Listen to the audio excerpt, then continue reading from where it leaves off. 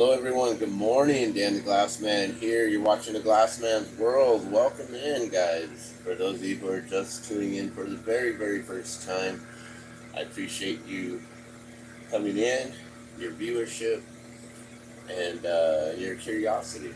Appreciate you just coming in, checking out what the Glassman's World has to offer.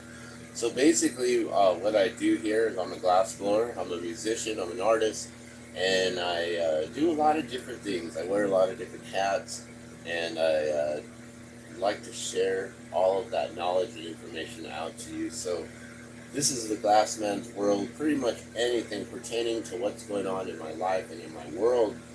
And with that being said, today we're going to be working on some glass. I'm currently working on some of the drop of water, the clear ones that you see on the screen there, as well as ones that look like this here.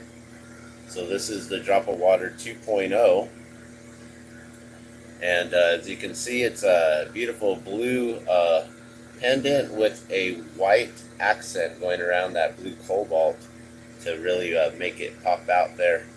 And so those are been taking quite a bit of time. Usually the clear ones that are just real simple, a clear water drop necklace. These ones are they take me within 5 minutes to make. Pretty quickly they're done. Every few minutes, probably every I'd say maybe every 3 minutes one is made. I can easily get about 10 to 12 of those done per hour. Within a 3-hour session, I'm usually making about 37 of them. And so within 3 of those 37 sessions, that's 108, or is it 111? I forget. But either way, after 3 sessions of 3 hours there, so 9 hours, I complete the 100 clears.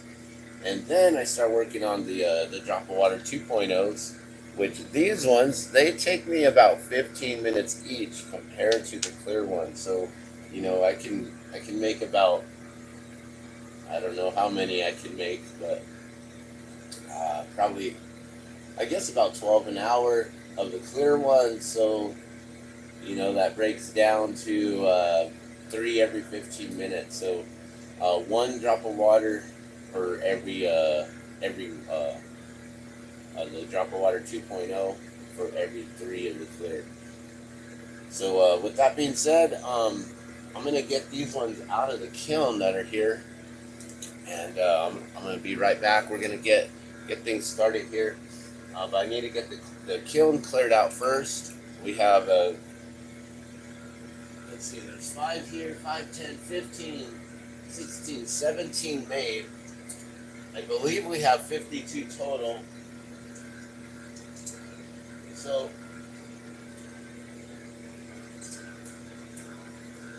I think that puts us at 69 in total here.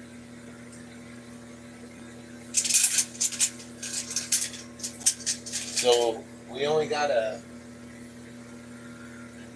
31 more to go, which I might be able to get done in a day. But just right now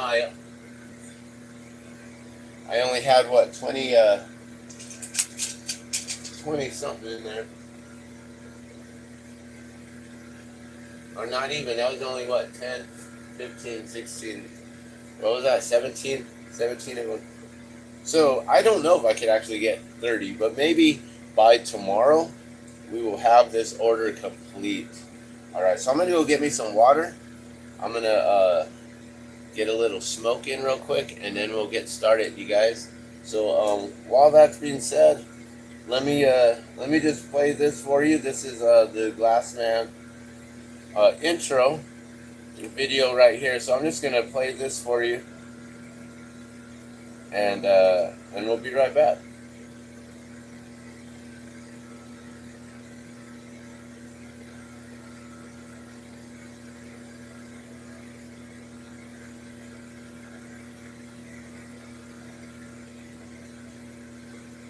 What's going on? Computer's not responding? No, come on.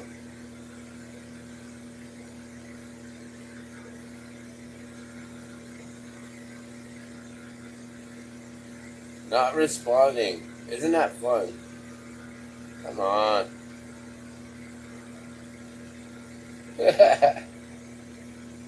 This slow computer delays everything. Like, come on.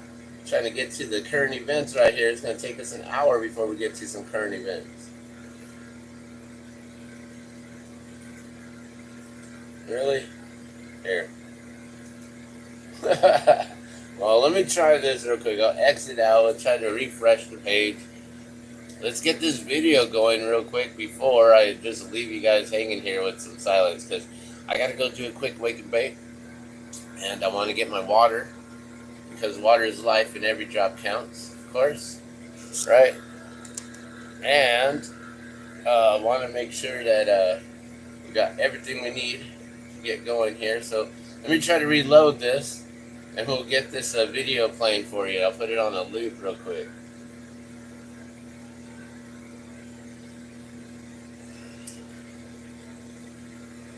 That's cool. You can see the fire. That's actually really cool. My screen's on fire here. It's like a candle. All right, my background. I kind of took my background down yesterday. I might bring it back up. That way you don't have to see this big old mess behind me. Pretty much, there's a t-shirt press behind me.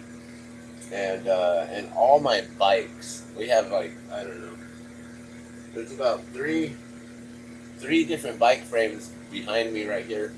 They're all packed up, and then there's like stuff stacked on top of it. So it looks like a huge mess right here. But it's all just storage. It's all storage space. All right, here we go. This should play now for you.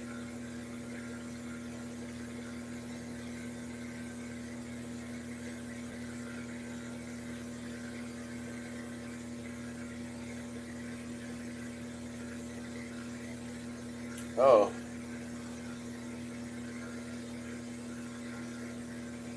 Oh, okay. So I guess when this video is up, then the intro video isn't up anymore. I see.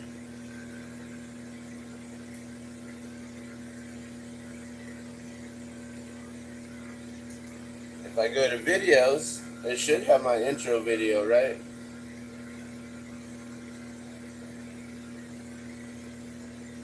Maybe not.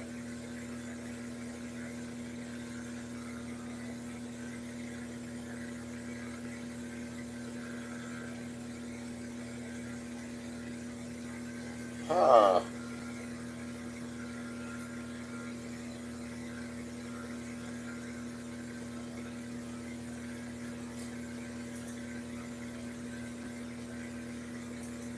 Maybe it's on the About page.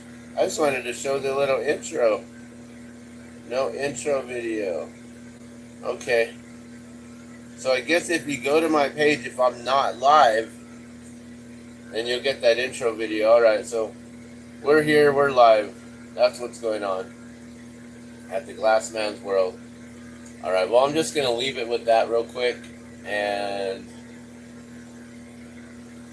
that way you guys know where to come to. I'll be right back. Sorry about leaving you guys just hanging with no music or no nothing. If anything, maybe we'll here, we'll play this one real quick.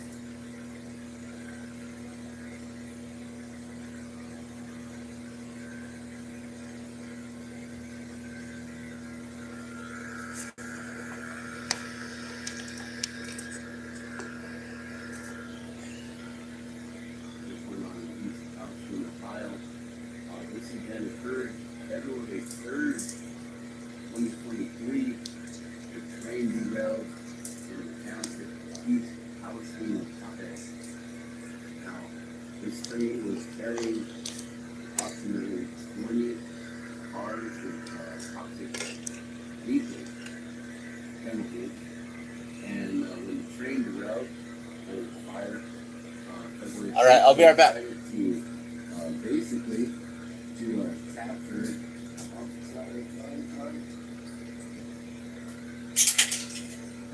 intro to the Glassman'S World right there. And so February 6th, they decided that they wanted to have a controlled burn and release the pressure from these chemical tanks. They were afraid that with the fire still going on the tank under the train, that these tankers were going to blow. So they evacuated the town a whole 1 mile radius due to the fear of shrapnel of taking out that 1 mile radius. So they removed everyone. Not because of chemicals and not because of the fumes or anything like that from burning them, but from just the shrapnel and the explosion. So 1 mile radius is what was evacuated. And they set it on fire, and there was a 3 mile radius clean of smoke above everyone, which that's just the clean smoke. That's not even the non-visual chemicals and toxins that are airborne at that point. So this led to an airborne toxic event on February 6th. This is a huge thing that I've been covering here at the Glassman'S. Well, they're not really covering, but more so, I am collecting all of the data and information here on one of the largest playlists that I know is available on YouTube right now. So if you go to my YouTube playlist here called Largest Gaps in U.S. History, you will be able to find 108 videos so far. I've only had 13 views on this playlist, I believe, guys. So we need to really get this out and get it shared. People need to know that this exists. I've been sharing it since the beginning, so some of these videos go all the way back to 2 weeks ago. When I guess I first started, or maybe even longer than that, 3 weeks ago, probably when I first started covering this. I didn't actually start sharing or saving any of these videos right away, but I was watching it since day one. You know, on February 6th, that was Bob Marley's birthday, and instead of going live and playing music like I normally do, I was busy watching what was going on here in this house. This is a huge event. This is major, guys. This is going to go global. I mean, this is an airborne toxic event, and the winds are going to be carrying all this stuff everywhere. So there are tons of videos, guys, including when Aaron Brockovich showed up. Lots of different individuals. You know, we got the individuals who refused to sign the whole Parmos agreements. Aaron Brockovich showing up. Strange things about the different paths and things leading up to it. Accountability. Watching the movie White Noise and how it's gone through. There's so many different things. Cover-ups. Residential rashes. Failed defect detector. That's a really good video right there. If you have a train engineer walking the tracks and show you that the defect detector, one of those metal boxes next to the train track, is actually defective because of a space heater. All they did was they plugged the space heater in and everything worked fine. But before that, nothing was working. You gotta check that out. So many different things going on, guys. You know, people asking about the hazmat suits and stuff like that. This individual needs to print out the status quo news, and he's been sacrificing his life to do that. I've been doing some live glassblowing videos while speaking on all the different information and things. There's a lot, guys. There's so much. I know Squirrel Tribe has also been involved here. Here's Tulsi Gabbard there. Former President Trump there. Cinema Shogun talks a lot of what's going on and uncovering a lot of the truth. 2007 always on top of this here. There's so many things going on. There's Squirrel Tribe right here. Like to introduce you. Squirrel Tribe right here. I met her through her husband Kevin a lot. And she is uncovering really deep in the most.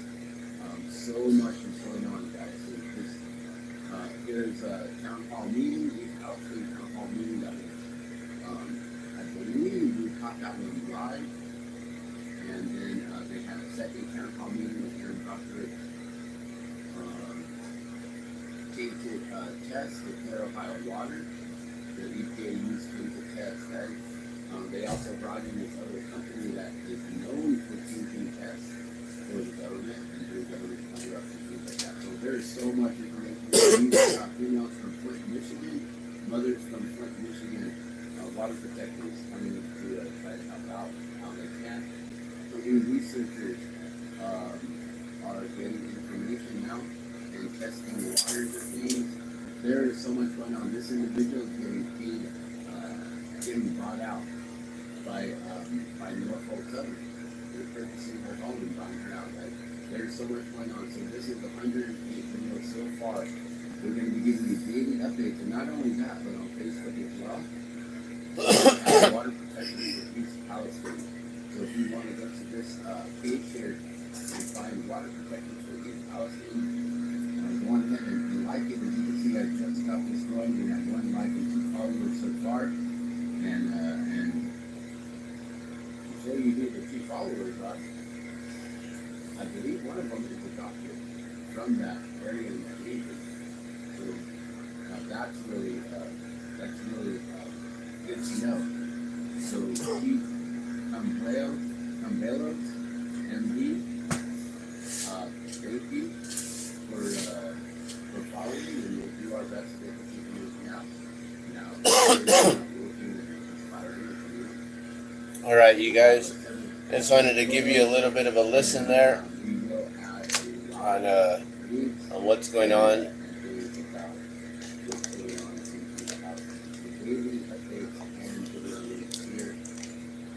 So we're gonna get started here. I'm just trying to unravel this. My microphone's completely wrapped up. All right, cool. So I think we're set here. We're ready to go, guys. So let me get the kiln on. It's always about 65, 62 degrees in the kiln when I first kicked it on. Let's see, it's oh wow, it says it's 70, 71, so it's actually warm right now compared to what it usually is. All right, so let me just stop this here real quick. Let's flip this around. So good morning, everyone. Dan the Glassman here. So we got a whole entire different view now. I don't know if you can tell. You can see the silk screen right here, which has the Water is Life logo, and you got this. We'll see how good of an angle this is and how this works. And let me just mute this real quick.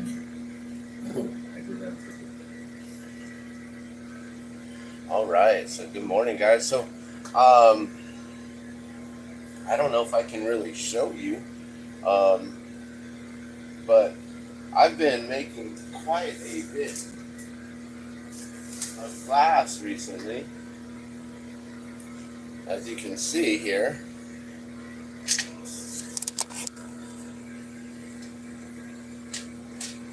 We got this whole entire, this is a bread baking dish. You can see it's 4 fingers. So we're making it 4 fingers deep and a whole arm length worth of drops here. So I don't know if this whole thing will be actually filled up. We got enough room for it to rise. Just kidding. It's not gonna rise. It's not bread. But wow. Going through these, looking at them. And grabbing some from each side to see. I think the ones towards the end are getting a little bit bigger. You got to bring them back to just the regular size here. Okay, they're all about pretty average. I don't know if you can see that. All right. So I think we're to 69. I don't want to sit here and count them all. We'll do that another time. We'll count them all out at some point. So, but I believe we're up to 69 now, which is quite a feat. That is quite a feat there, guys, to be able to do.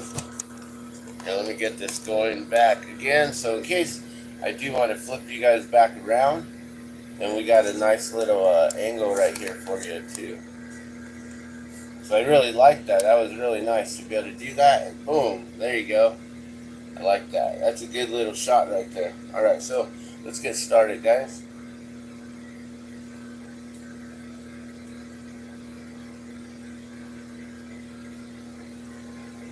Always with the didymiums. Kiln is on.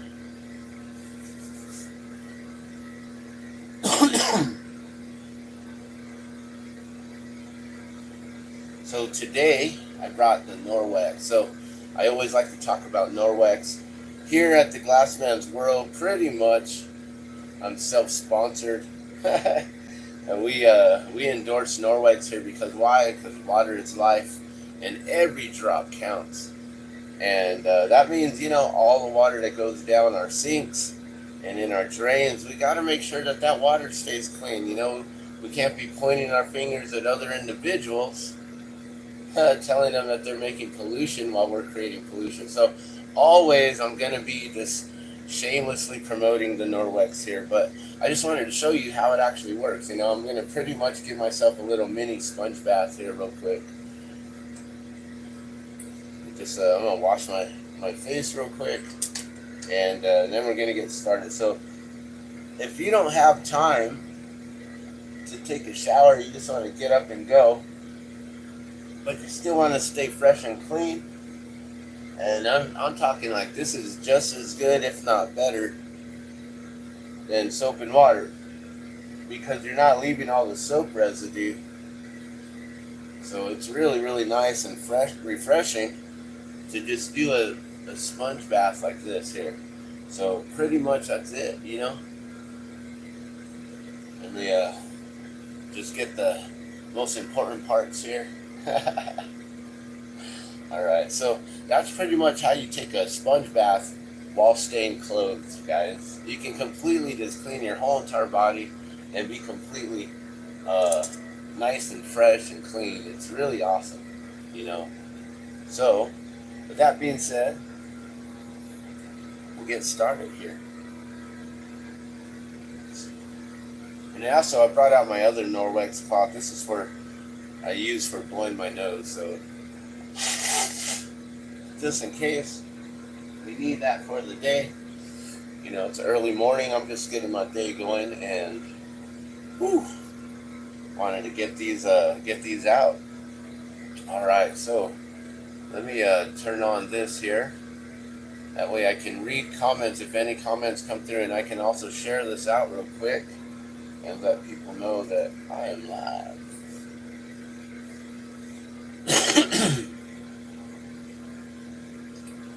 Okay, so we'll probably have to do another, get another rod going.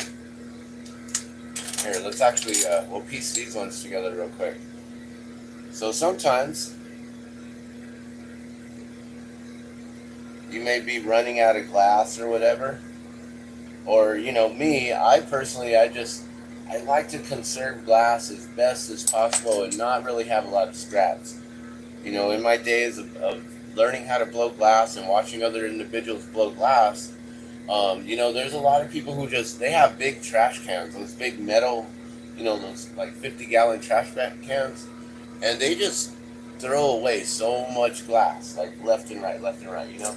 I try to save, like, all the glass that I've ever broken, like, that's pretty much everything in the last, I don't know, a few years, 4 years, since I've been here at this location.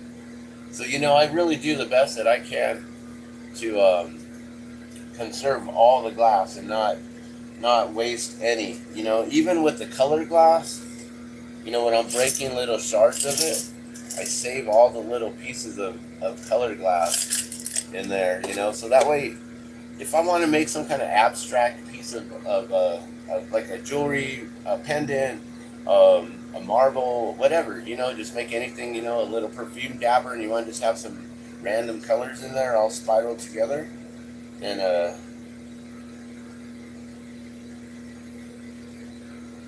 And yeah.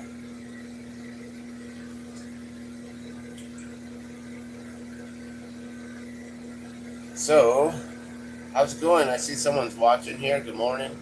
How you doing today? I'm just sharing this post out real quick on Facebook and a couple groups, and that way I can get a few people to come in and watch. And we're gonna piece this together. So one thing I like to do is save the end pieces here. So once you get to the end, you know, it gets so close to your fingers that, you know, it starts to heat up. So like this one here is the one that we're working on, and that one's getting pretty close. You know, we'll make a few more pendants, which we're making these today for those of you who are just joining us. Working on, oh, there's the camera. Sorry, I moved my camera over, give you guys a different angle. So we're working on the Drop of Water 2.0, which are now being known as Ocean in a Drop. So this is the original one here. This is the Drop of Water 2.0, and this is the official Ocean in a Drop. If you can see the difference in size there, the slight difference.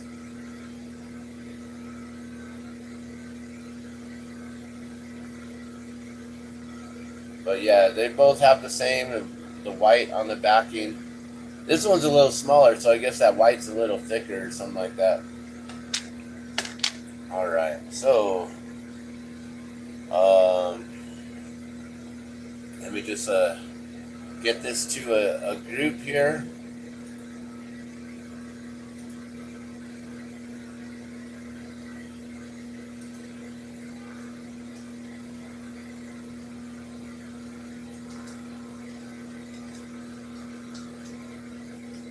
Oops.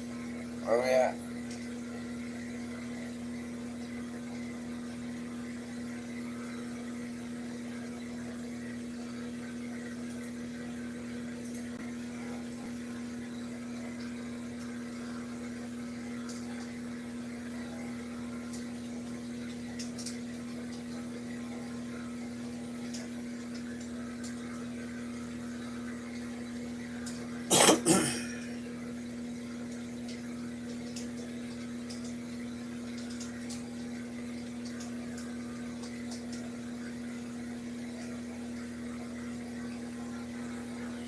Alright, sorry. I'm typing and trying to. I'm just copying this this little share here, so that way I can get it to several groups real quick. So I'm always on Facebook too. If you want to follow me on Facebook, you can find me at facebook.com/Dan the Glassman. I believe you can also find me the Drop of Water. So facebook.com/the Drop of Water. And also at Garduno Glass. That's Garduno. So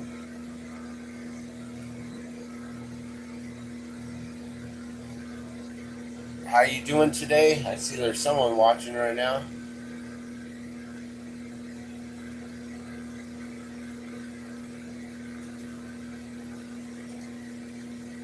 We're just going to share this real quick.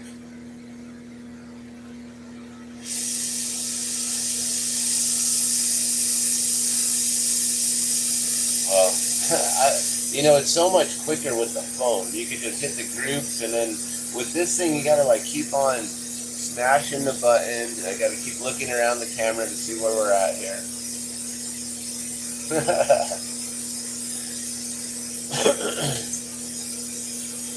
Alright, so we're gonna melt this down here. So I can probably melt glass while I'm sharing stuff here. We can just paste that on, get to the groove, go there. Right.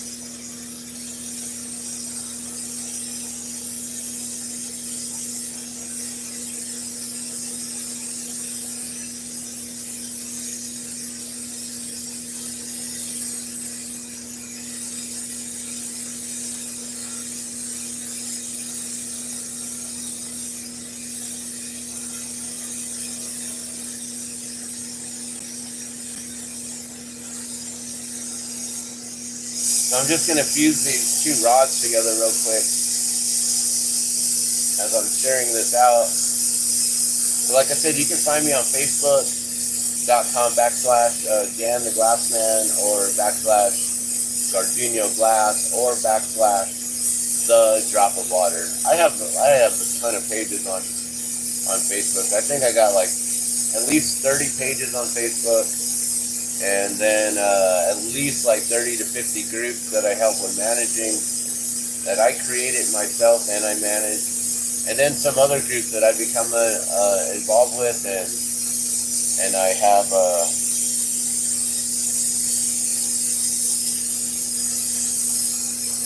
I've become an admin there. So today we're working on the Drop of Water 2.0. Like I said, we got 69 of them done. I thought I had 70. I needed one more, but last night I was almost falling asleep on the torch. You know how dangerous that is. Completely falling asleep. Let me bring my chair down a little bit. But yeah, I was like almost nodding off, like, oh my gosh, I could barely keep my eyes open. I worked a few hours longer than I normally do on the torch yesterday. I normally only get like 4 hours done, and yesterday I think I pushed like 6 to maybe 8 hours in total, which is a lot for what I do. And I have a reason for why I don't get on the torch and smash like 6 or 8 hours every day, and that's because I was hospitalized back around 2000, the year 2000, and it's because I had overworked myself. Went like 12 hours that day trying to get an order done. Trying to rush and complete an order in a time that isn't comfortable to try to make it done. Like right now, I'm like really pushing that uncomfortable zone here with trying to get these all done, but it's a rush job for World Water Day, which is coming up March 22nd here. So in 12 days. So if I can get this shipped out by Monday, by Saturday would be really, really cool. But I don't know if I'm going to be able to get this done by the end of the day and then have it shipped out by tomorrow morning. So we'll see. It could happen. But if not, then it's going out Monday.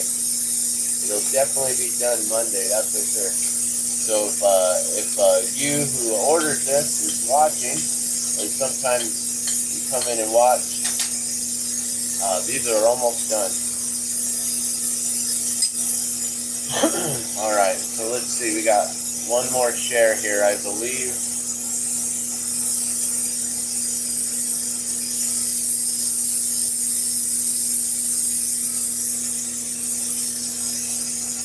Okay, and which one?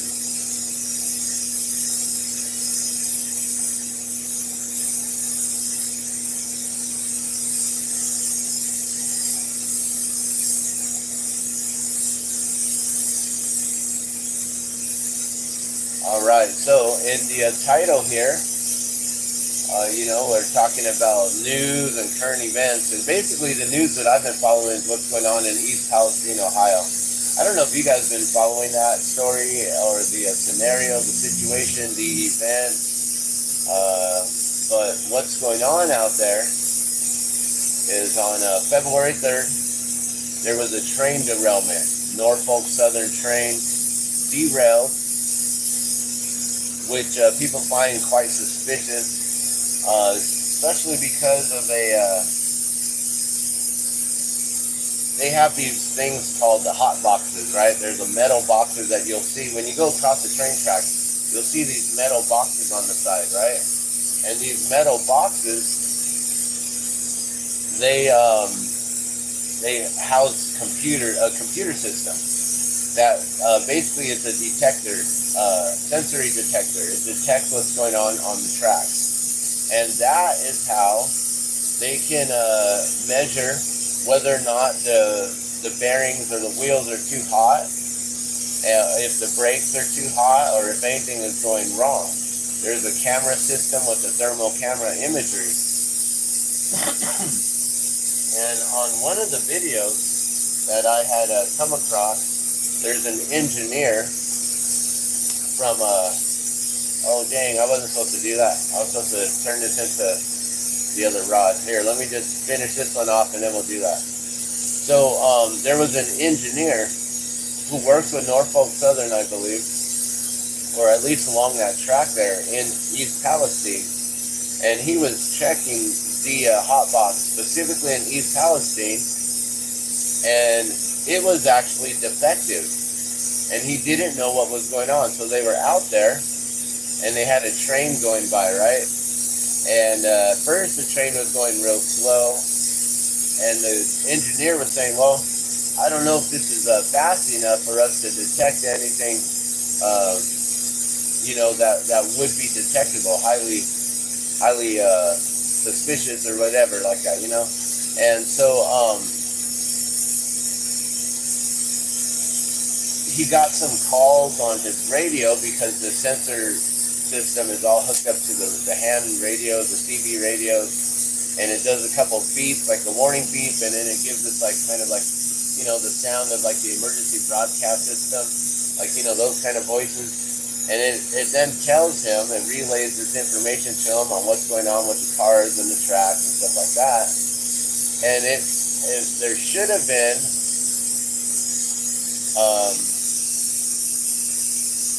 I think that they forced some sort of defect, that there should have been a defect. It should have been detecting a defect.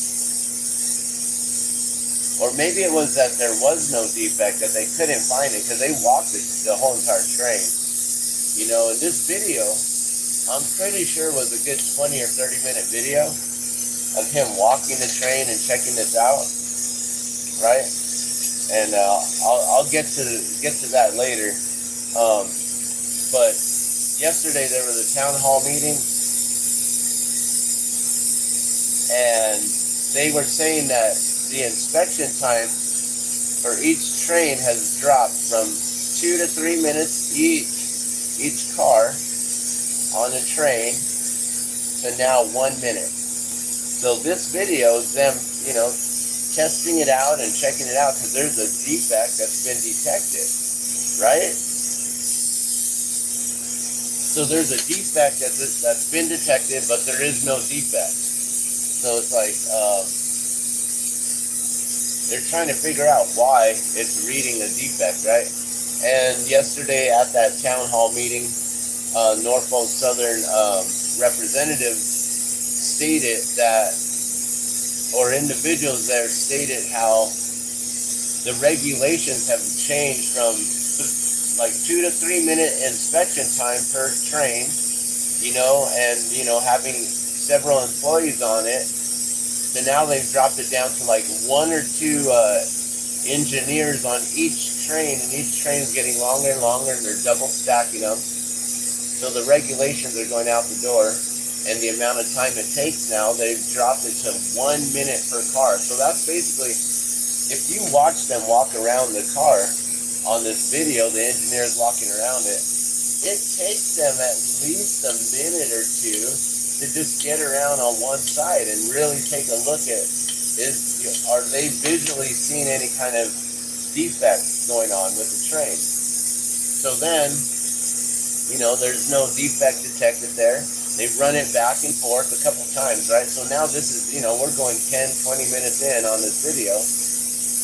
He finally, at the end of the video, he goes into that metal box, right? The hot box there. Those boxes, that's the defect detectors, right? That's what they're known as, defect detectors. They detect defects on the train and the tracks. Well, he went in, and he's like, I don't know why it's showing that there's any sort of defect, but let me do this, and he turns on some switches, right? And he said that the way that they fixed it earlier was they turned on the space heater inside of the room. So from my knowledge of electronics, my father was an electrician, right? So I grew up around electronics. From my understanding of electronics, working with DirecTV, a couple decades ago, and being a technical service representative. I helped with repairs, in different ways. I understand electronics work better in the cold. When they heat up is when they start to defect, right? So why was it that they turn on a space heater and everything starts working better?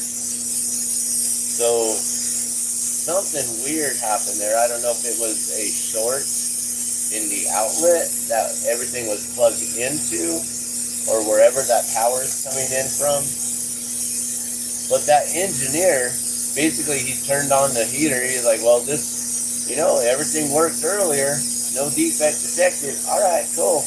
We're good. And he just walked away. So I don't know if many individuals have seen that video. We can watch it actually.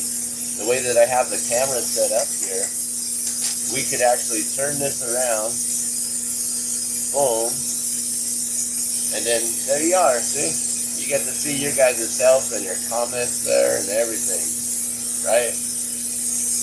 But we could go into the channel and we could actually watch that video of that engineer, and I can show you guys if you wanted to. Let me know in the comments if you'd like to see that video, or I can just point it out in the playlist. Maybe what I should do is actually open up a secondary window, and then we can get the largest disaster in U.S. history YouTube playlist up. So maybe we'll do that here in a moment. So good morning, how you guys doing? I see there's a few watchers here. I do believe I have the live comments up and going, so you're welcome to leave a comment there. Also be sure to hit that like button, because that will help out with getting this video out to others. And today we're working on the Drop of Water 2.0, which will soon be deemed as Ocean in a Drop. So we're working on this right here, guys.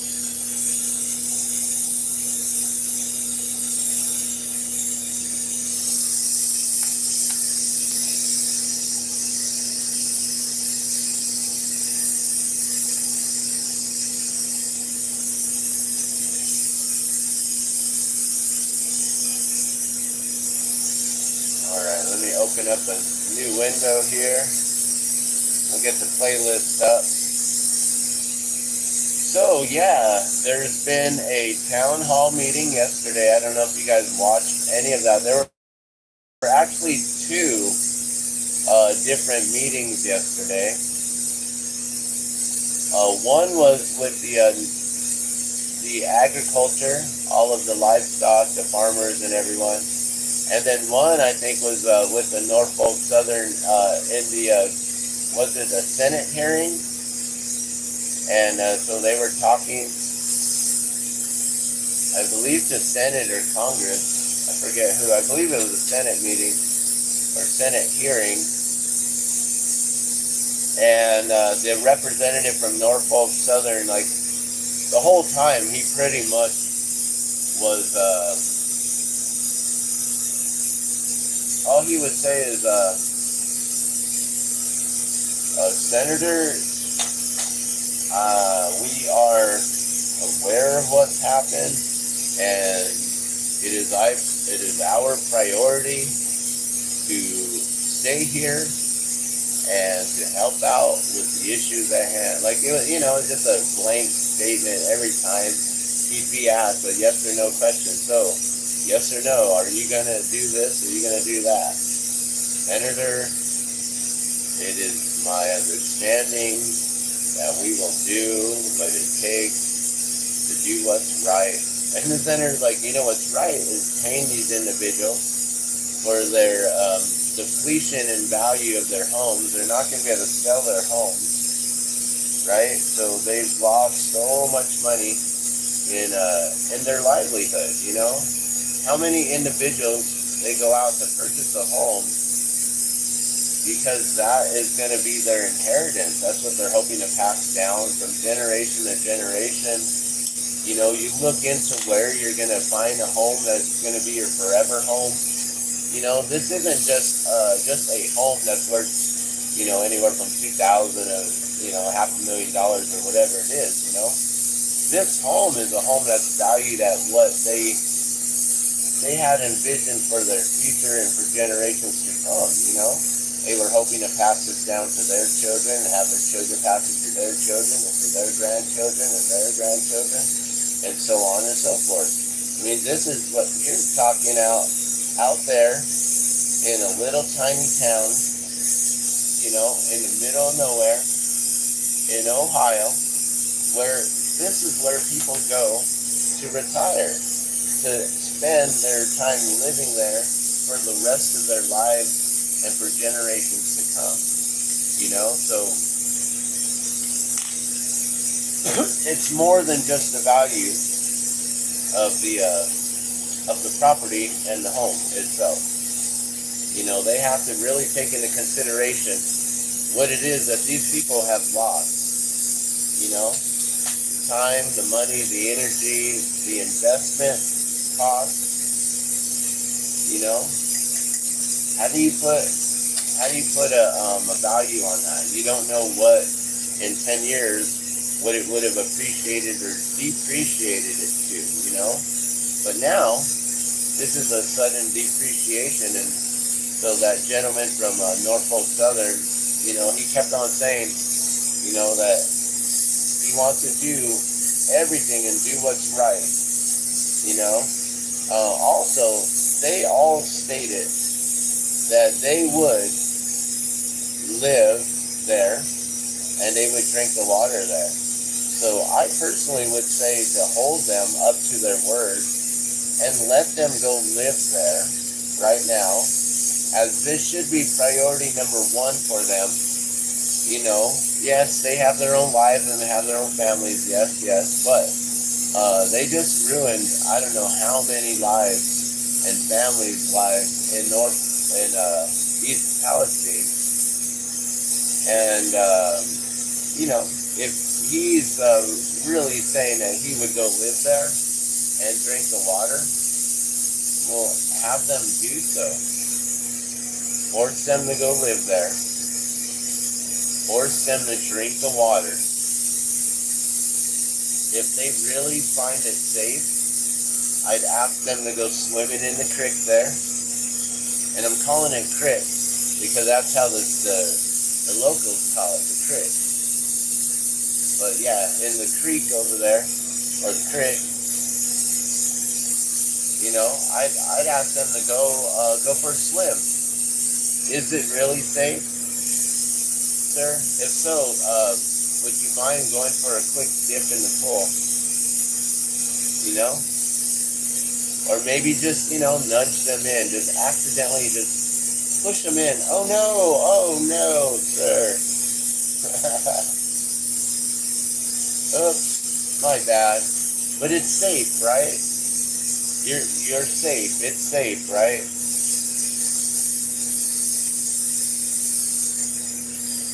I don't know. My whole mentality is shut down Norfolk Southern, shut down those tracks, don't allow any trains to come through until they clean it up, you know?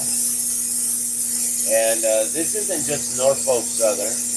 You have so many other trains and train derailment that it's about time that we just say, yo, this has got to stop. So we're going to cease and desist all operations on your part until you clean up your mess. That's the way I see it. I say go and block them tracks and don't let the trains run through, especially Norfolk Southern trains. Get their schedule and don't let them through.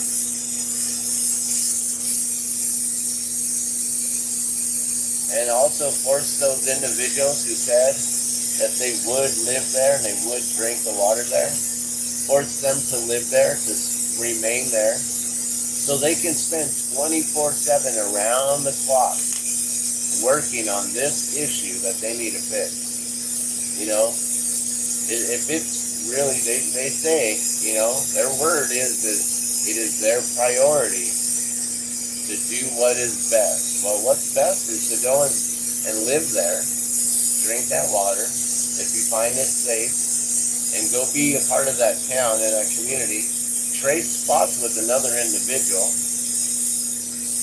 and allow one of the townsfolk there, you know, especially someone with children, allow them to go live in your home and swap places, you know, maybe even turn it into a reality TV show. Trading places with East Palestine. Yeah, let's do that.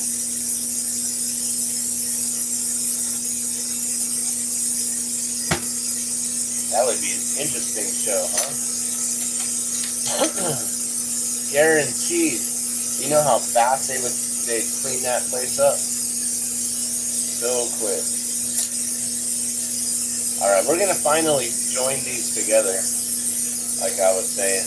And I'm gonna bring up that playlist over here.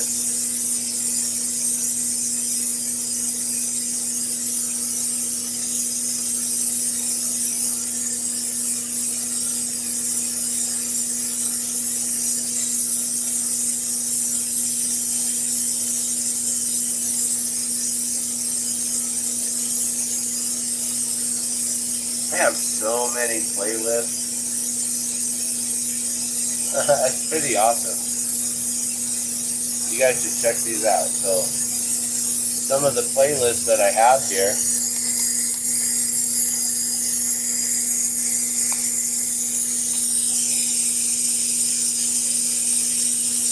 Got The Truth Is Out, Surviving the Great Reset. Check this out. That's just videos on, it's like, check this out. Like, whatever it is, whether it's news, I'm like, yo, check this out. This is the congressional hearing, or this is the Senate hearing on the East Palestine, or you know, check this out. This is a cool skateboard video, or whatever. That's just what that is. I got the poly-pandemic of 2023, almost 200 videos there showing just things that are going on right now. That's like the many different events happening all at once.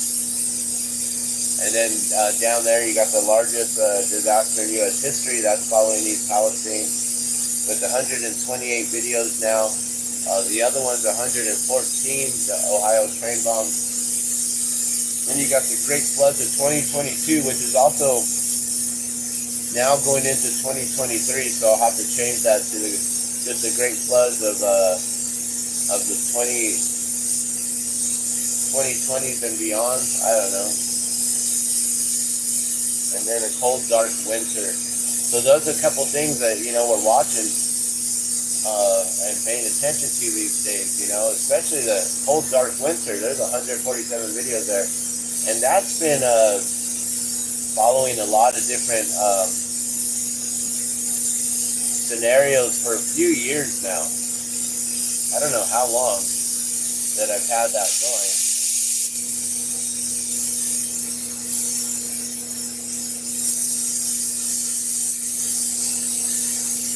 So today we're going to be talking about Ohio, and you know, we have been talking about what was happening in the Senate hearing yesterday, and then in the agricultural meeting that they had, the town hall meeting.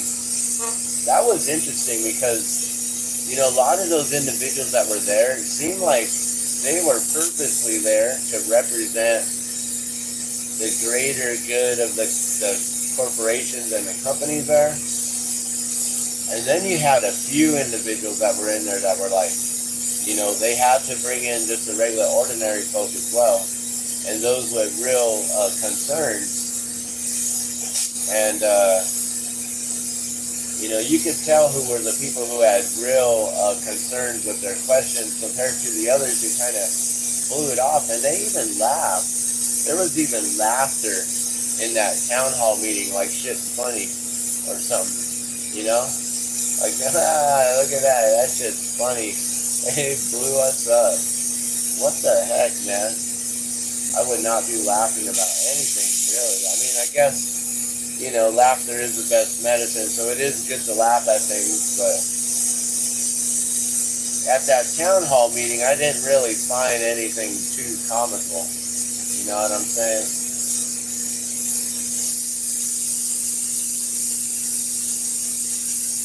You know, besides that they just keep saying the same thing, they keep on repeating themselves. You know, it's our priority to do what's best for the town of East Palestine.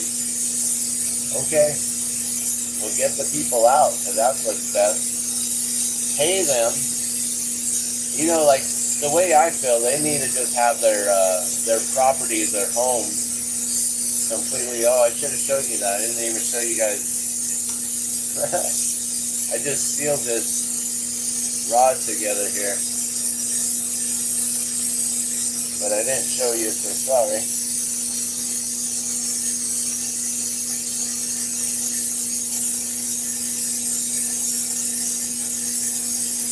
Alright, we're going to let that just pull off right there on the side as we work this one now. Make sure it's not hot before I go wipe it on the Norwex OptiCloth, always promoting Norwex here on the Glassman's World. If you want to get yourself some Norwex, just let me know. I'll make sure to put every video from now on when I speak about Norwex, I'll just make sure to have my wife's link in the description below.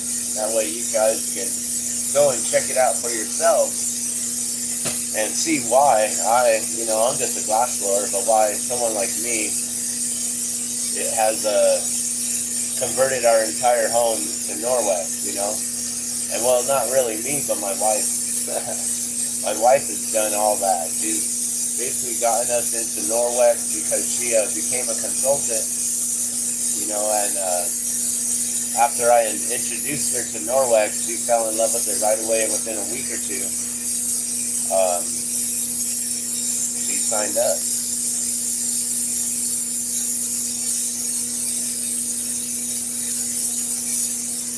And that's the cool thing is, you know, I didn't even sign up for it, but I believe in it, and I strongly recommend it. I highly recommend it. And I also felt like, why should I sign up? I could just send people to my wife's link. It's still going to benefit our family, our household. So why become competition, except I guess maybe then we can maybe double what she's doing, but I don't know. It's all the same. It's all in the wash, right? Because if I would be talking about it here with my link, then it would stop people from checking out her link.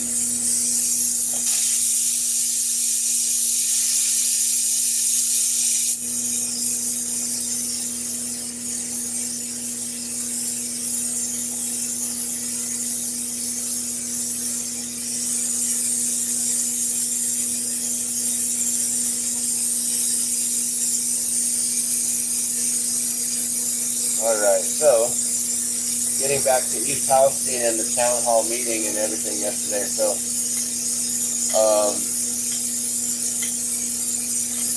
they're saying that there's no issues today, that the livestock, the farmers and everything, they don't got no worries.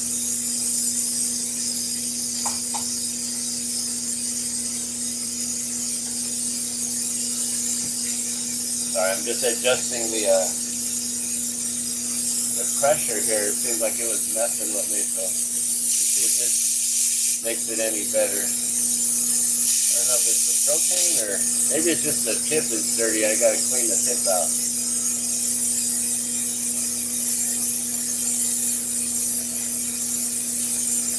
So, you know, I don't know how they can say that there's no issues with the air and the water.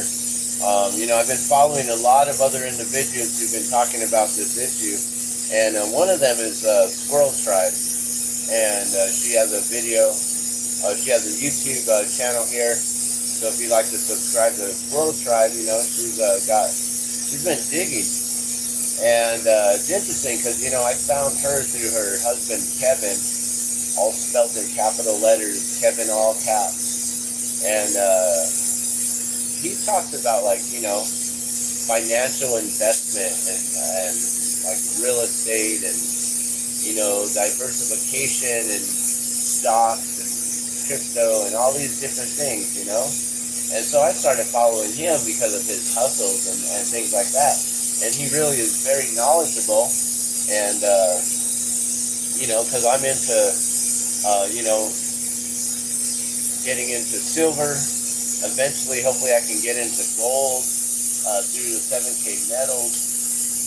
Also, you know, with other different types of investments going on, I would love to start getting into stock exchange and property investment and things like that. So I'm learning, I'm studying right now. I'm really, really learning and studying and seeing how it works and seeing how they're making it happen. You know, that way I don't, you know, go the wrong direction. You know, I see a lot of individuals who do this and then they end up failing or something happens. And I don't want to fail. I want to make sure that when I do it, you know, like every time I get on the torch and I make something, you know, I don't want to have to toss it to the side and like, damn it, I messed that one up, you know. I want to make sure that I take my time and that I do it right. So I don't have a whole bunch of seconds and scraps and things on the side. I want to just get it done. So, you know, I've been following this individual, and it turns out that his wife, you know, in some of his videos, he'd bring his wife in, and I found out that she's got an intelligent mind, too, with investing and things like that. So what I'm thinking is, you know, they watch the news because, you know, what I've learned is everything that they're talking about in the news, a lot of that has to do with, you know, companies and corporations and investments. You know, whatever's happening, if there's a new rule, new bill, new law, some kind of mandate, that's always going to determine, you know, like if they say everyone has to wear masks, well, investors know to put their money in the companies that manufacture masks and distribute masks. I mean, that's a no-brainer. You know, if you want to get into investment, bam, there you go. That's a great advice right there, right?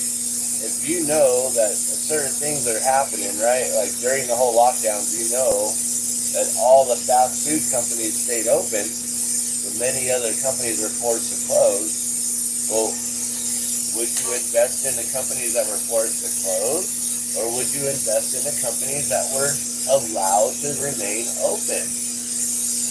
Like, you know, so if you're following the news, you can really see what's going on, you know? And if you follow individuals like Kevin, then you can really understand what's going on with the whole economics of the whole entire country, the nation here, and worldwide, and things, all the different exchanges going on.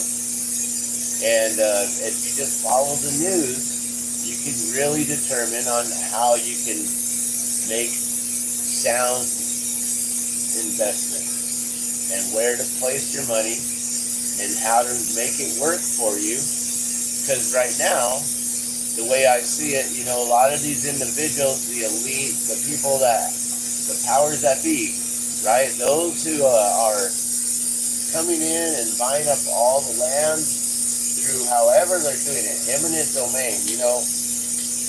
A lot of people may not understand the whole 2030 agenda, but there's a clause in there that states that if, for some reason, the federal agencies, the EPA determines that a land is inhabitable, that they can come in, the government can come in through eminent domain to rectify the situation, to not allow individuals in, and so then they can go and clean it up. So that's what's happening out here.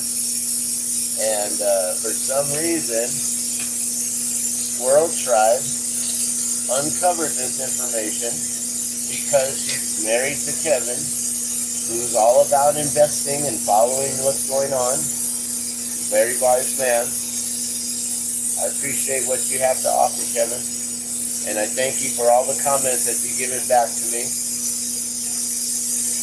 And so now, you know, I'll be reaching out to Squirrel Tribe and letting her know that she's on point with a lot of things. Because she found out that up there in in Pennsylvania in that region, there is a lot of cobalt, and they are getting prepared with the students up there and the university, that they're going to start figuring out how to process cobalt here in the United States. She mentioned a whole lot of different states and areas that would be known for cobalt, and New Mexico, where I'm at here, I live in Albuquerque, where I'm at, there will be cobalt mining. Apparently, we have cobalt reserves underneath us as well. That's probably why they've been fracking, is to find out what they got. You know, fracking may also be trying to find out other minerals, not just trying to get water sideways. They've been basically plunging in deep, taking core samples of the earth in many different places and figuring out what's under the ground. So they found a few mines of cobalt, I guess, you know, and we also have uranium and a lot of different things that they're going to need for, if we're moving into the future of electronics, electric vehicles, electric cars, electric everything, electric stoves. You know, they're getting rid of the gas stoves currently and forcing you on to electric everything, right? If you're wise and you know where to put your money, because what's happening is everyone's going to get forced into this electric grid, right? So, you know, that's where a good sound investment would be, I would assume. Now, I personally don't own any stock. I've only played around with crypto a little bit, and I don't own any land. So taking advice from me is like taking advice from a glassblower on financial advice. I'm just an artist, but I see what's going on, and I'm studying, and very soon I'll be making my moves too. So, following this, his wife Squirrel Tribe on YouTube, she's uncovered all kinds of things and how it's connected in so many different ways with cobalt mining. And, you know, she has not mentioned the Agenda 2030 and how the government can come in and take land through eminent domain if they find that the land is inhabitable and dangerous, which this place eventually will be. Eventually the truth is going to come out. Norfolk Southern already, I don't know, they did something last year or the year before to allow for all their stockholders, all their investors to, they invested, I don't know what they did or what it's called, but they invested, I think, $1 billion or $100 billion, and they turned it into $300 billion. And they made huge, record-breaking profits, I believe, in 1 year's time.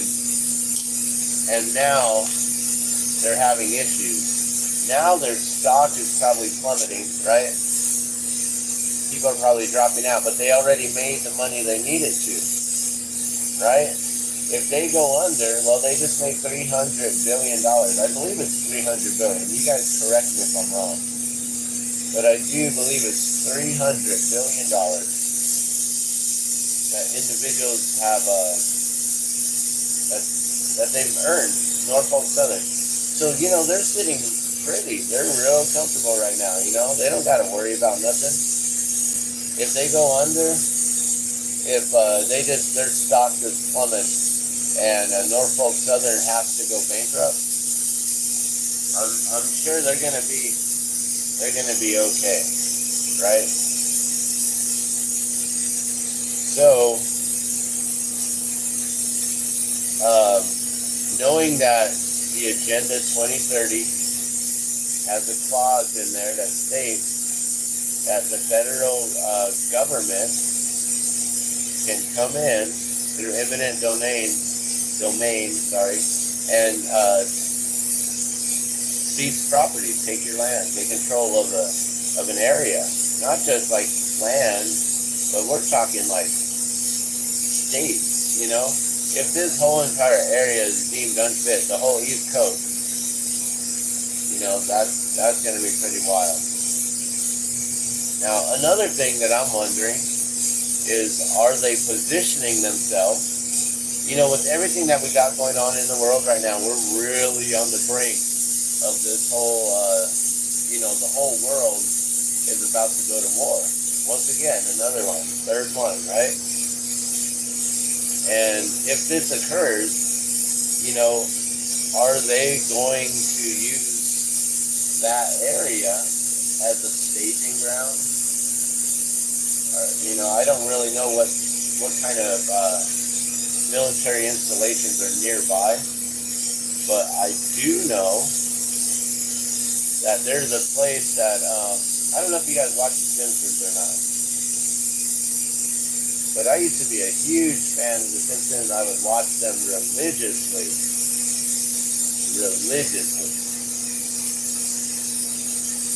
Every Sunday. You know, we made it an event. We had a huge potluck and brought everyone over, right? For some reason, that was a huge cult classic that brought everyone together, and everyone watched it. And then people started to realize, wait, this thing is kind of like what they call predictive programming, and things that are being mentioned here is actually happening in the real world. Wow, interesting. Connected with Fox, you know, who owns Fox, Time Warner Classic. So,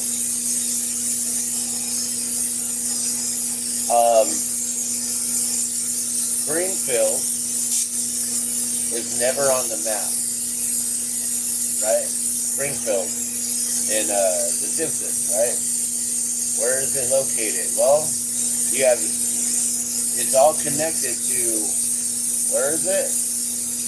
In Nevada, New York, and New Jersey, and Maine, like all these different places, right? Remember in the movie when Flanders pointed out all the different places that it was connected to, right? Well, let's just say that there's a place. Is it in Ohio? I think it might be in Ohio too. I'm not 100%. And I'm not talking Springfield, Ohio, but I'm talking about Springfield Underground. The underground base that they have there is connected to Kraft Foods. And for many, many years, trucks have been rolling through there. And, you know, for some reason, with the whole People's Convoy that had recently happened, I started watching truckers. I started subscribing to truckers just driving around and going to different places. You know, I'm Mother Trucker subscription, and watch all these other individuals. There was a guy, Sasnak, and so many other individuals, right? I even have a friend who I guess is now driving trucks, and I told him, hey, you should start a trucking channel on YouTube. They get millions of people watching them. It's huge. It's crazy. Even me, I'm subscribed. So they started showing videos of truckers going into the underground, Springfield Underground. So I don't know if you guys have heard about that. Have you? So Springfield Underground, it's connected with Kraft Foods, which I believe is connected with Nestle. And, you know, Kraft Foods, they own how many other different subsidies or companies underneath them, you know. And so knowing that these truckers, they're just now talking about it and just saying how they got thousands of trucks coming in and out per day. And this has been going on for like decades now.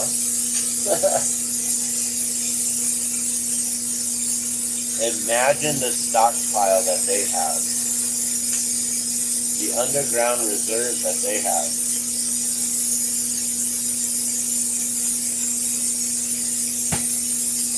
Anything and everything they've claimed we've had a shortage of in recent times has gone there.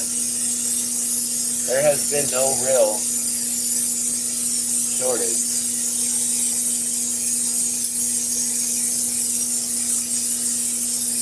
It's been stockpiled down underneath underground. So, that's why on The Simpsons, you can't find Springfield on the map because it's actually an underground facility. And they're now allowing the public to know about it through these truckers. And it's so interesting because they have this whole U.S. convoy and the People's Convoy. A huge part of what was going on with everything in recent years. And the whole food shortage and the whole shipping supply shortages and everything, right? It's all connected, guys. And now the truckers are revealing where it's all been going without really saying, hey, this is where everything's been going. But they're letting you know thousands of trucks are going in here, dropping supplies. This place goes on for miles and miles and miles. Restricted areas left and right. You got to have clearance to go into certain places. There was some weird story too recently of how this guy, a trucker, got attacked by someone.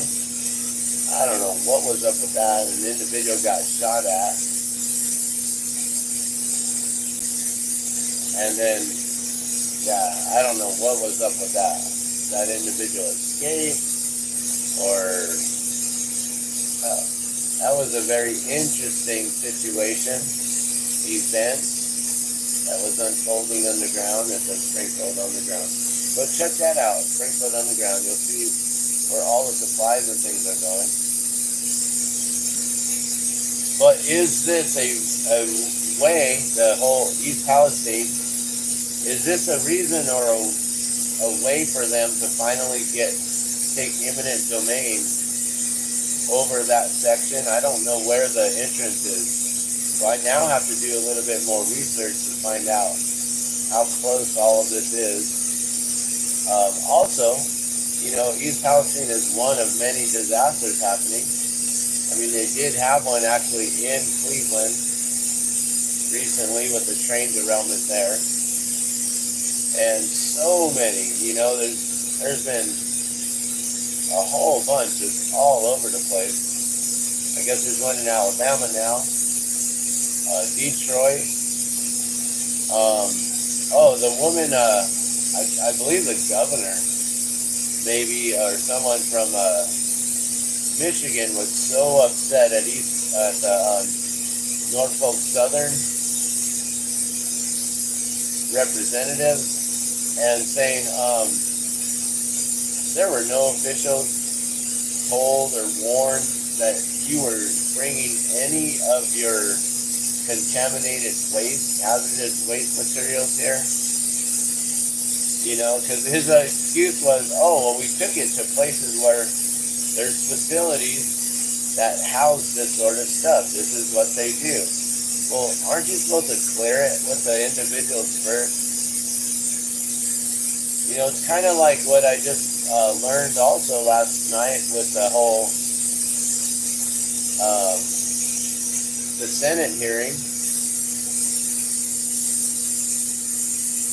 is that they never even needed to blow up that train. They never needed to, and they never confided with the owners of those tankers. They never confided with them. That they simply decided to release and ignite. Even though those tankers are meant to be under the high heat and under any sort of derailment, they're built to last. They're meant for that. They didn't consult with any of the owners of the train cars and just decided to do whatever. So, wouldn't it have been their responsibility, the train cars, to then decide on what would be the best way, the best thing to do? So for some reason, Norfolk Southern jumped the ball there and created this. So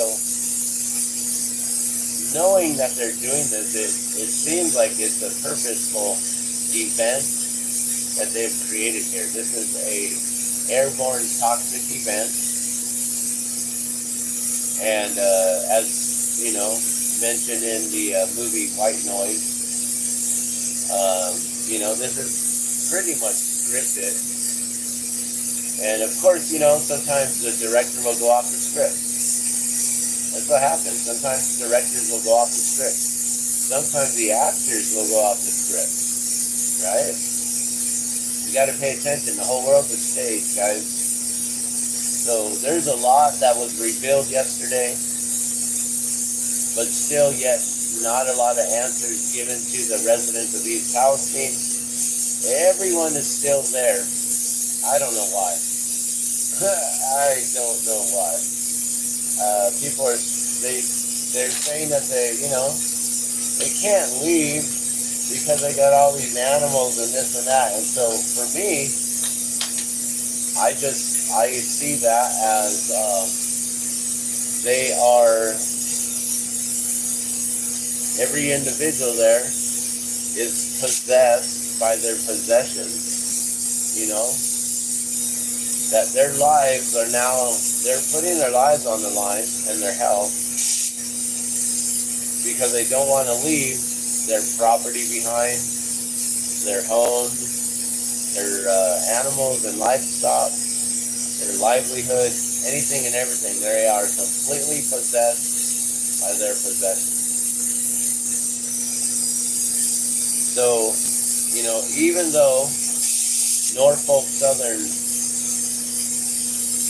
created such a huge ticking time bomb here that's going off across all of the East Coast. I mean, this is carrying all the way across, and every time that they dig it up, they keep on sending it up in the air and the atmosphere, and every time they move it from state to state, they're just spreading out the contamination.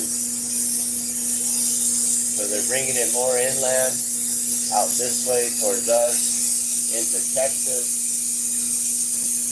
Michigan, and I believe there was another place, Indiana, that they took it to, but I'm not 100% on that one.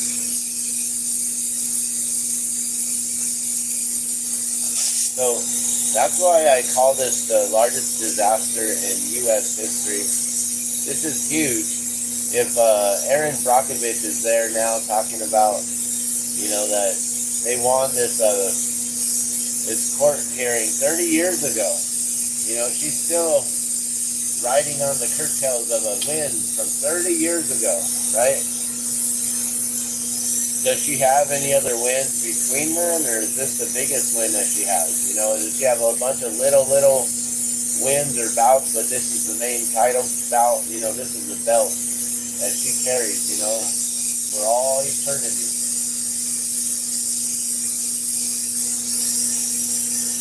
I don't really know. I haven't looked into it. I don't know what history that Aaron has. I do know now that their team, who has www.eastpalestinejustice, I believe that's it, or it's Justice East Palestine, something like that. But, they have hundreds of clients now. They're going to do really well with this. And everyone believes in them because of a win that they have from 30 years ago. Now, this win, what Aaron mentioned in the very first town hall meeting, he said, yeah, we won 30 years ago in California, that case. Still, 30 years later, they're still cleaning it up, and they actually just ordered for another 50-year cleanup on that same site. So 80 years so far. I'm guessing probably in another 20 or 30 years, they'll say it's going to take another 50 years. So this is a 100-year cleanup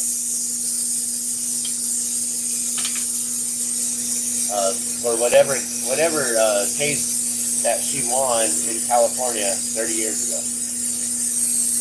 So East Palestine residents need to understand this reality that they're facing here.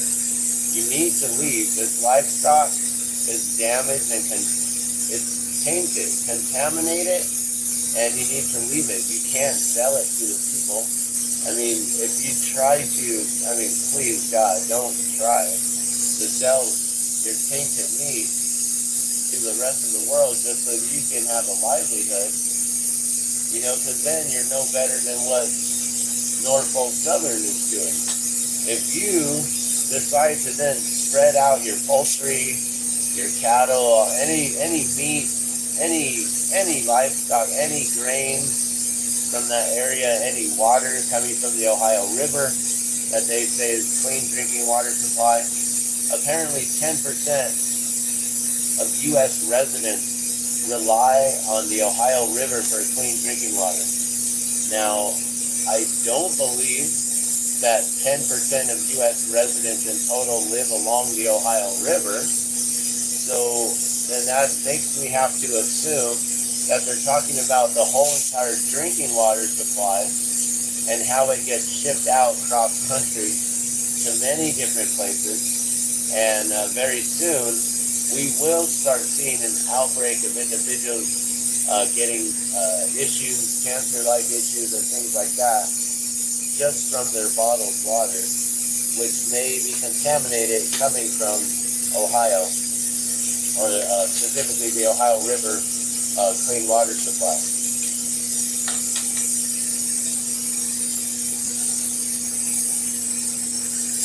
So, they're spreading out this poison, this contamination everywhere. And I do believe that this land is going to get taken over through eminent domain eventually. These individuals, before they have the opportunity to win any sort of court battle or cases, this is something that they're going to have to give power of attorney over to their relatives, so their relatives can finish up this case for them. Many of them are not going to last this case. Many of them will succumb before the case is even finished. This is going to take at least a decade for them to come to any sort of agreements and conclusion. That's why there should be a federal emergency stated, but be careful with that.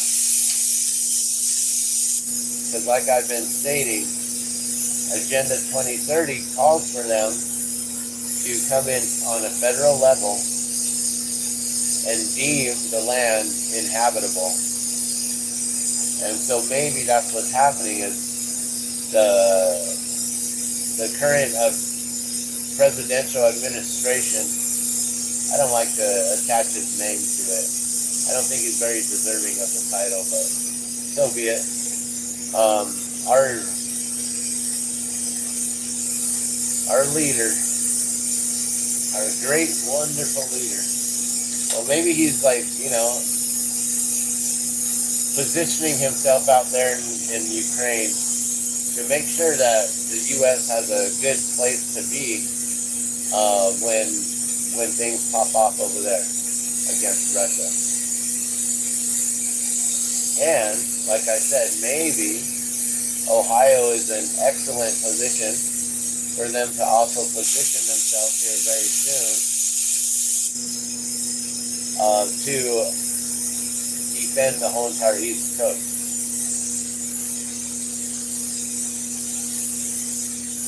Also, the cobalt mining there, how easy is it for them to just take eminent domain over the whole entire area there and to dig up the soil as a way of cleaning the soil, when really they're just extracting cobalt and whatever else they may find.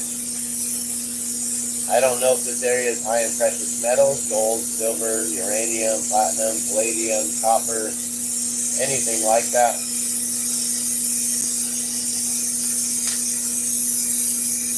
But I have heard that it is rich with cobalt. And Pennsylvania is,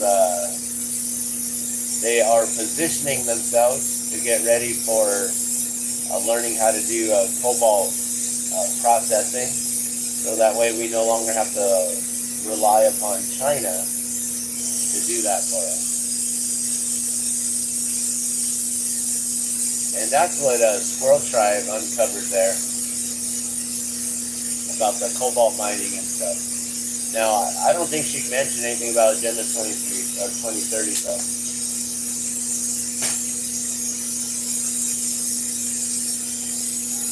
Another thing that was mentioned was the money that's going to the Ukrainians with the Social Security and stuff.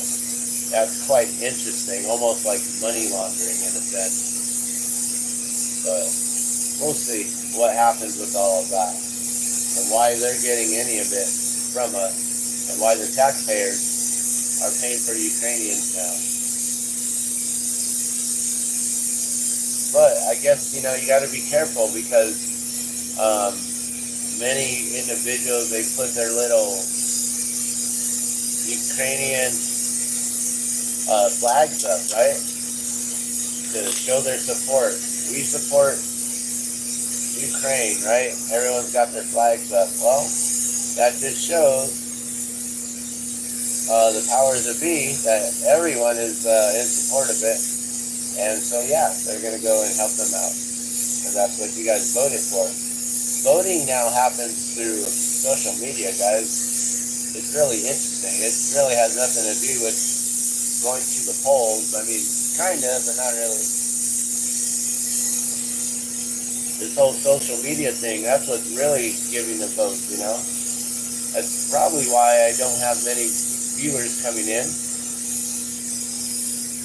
A lot of my stuff gets shadow banned and shadow blocked because I speak too much truth, and they don't want people to know.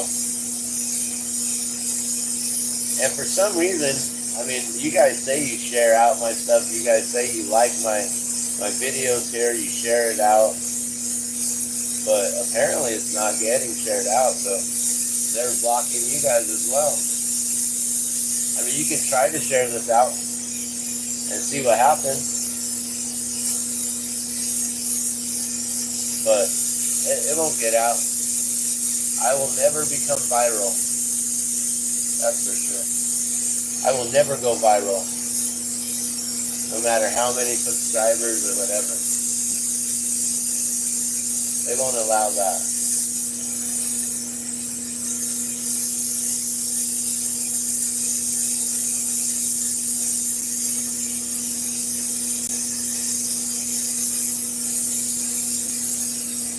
Cool. We're getting these going today.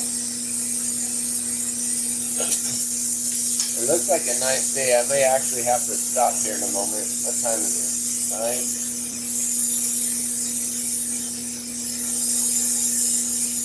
Get back by 1. Okay, maybe I'll work like 1 or 2 more. So on the side of glassblowing, I do have I have clients I help out with, and I do yard work or yard beautification. I basically just help people keep up with their own yards because they don't have the time to do so themselves. And sometimes that works out really well because, there's some individuals I work for and they have gardens, and they'll allow me to harvest from their gardens for, helping them tend to their gardens throughout the season. Other individuals will give me different things that they no longer need from their yard, different plants and pots and different things like that. I get to harvest and clone different plants that they may have that I don't, so I can get like a whole bunch of like mint, white sage, oregano, rosemary, all the time rosemary, and so many other different things, lots of basil, lots of chard and kale and bok choy, just lots of different things. It's really nice. So I do this also so I can get out, be in nature, and also this helps for me to see the skies, so I can really stay in touch with what they're doing with the whole Project Blue Beam and what's going on in the skies and how they're creating this plasma screen above us so they can project images of different things. And the clouds look really wispy today. And then I do believe we have another storm coming through. I know that California is getting beat down. Sierra Nevadas are like under like 10 or 12 feet of snow, I think, in some areas. And they have more snow coming right now. And that's ridiculous, is that they actually have more snow on its way right now. That's crazy. But, they've been talking about this for like 3 years now, right? The whole cold, dark winter. I think even President Trump mentioned that. I don't know if Obama brought that up, but, it'd be cool to actually check and see if he had done that.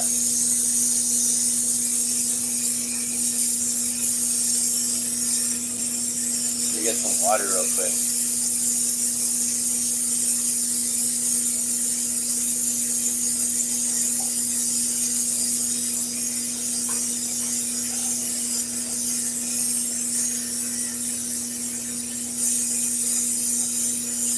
So I don't know if there really is a difference when I had this on the camera. Not really. No matter what, you really can't see what I'm doing, so it's just kind of cool to be able to watch. I just don't know if that's like super bright on your screen or what, and if that lens actually helped or not.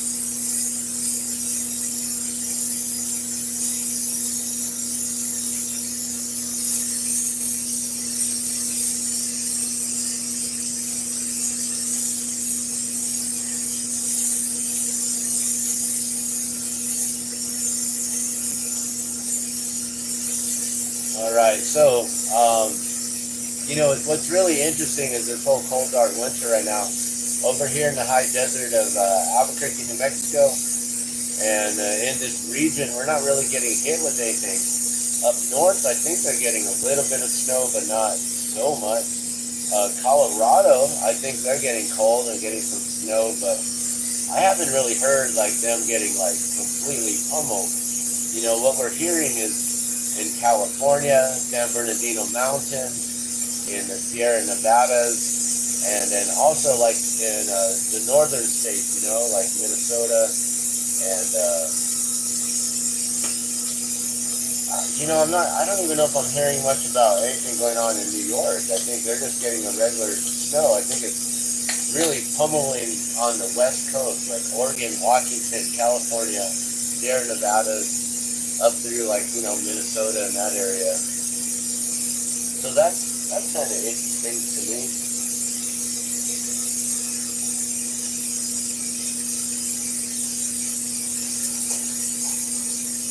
All right, we got to break down another stick here. Going through this glass, man. All right, we used quite a bit. We've gone through this will be our third one. 4-foot stick of glass. That's a lot of blue color that we've gone through to make these. That's a lot.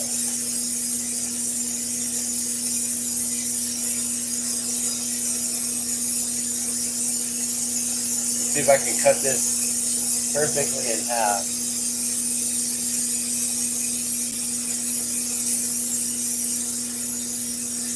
it's always fun to challenge myself and see, okay, can I eye this to go directly in the middle? I'll put it on my knee, try to cut this perfectly in half, and we'll see. How close do we get?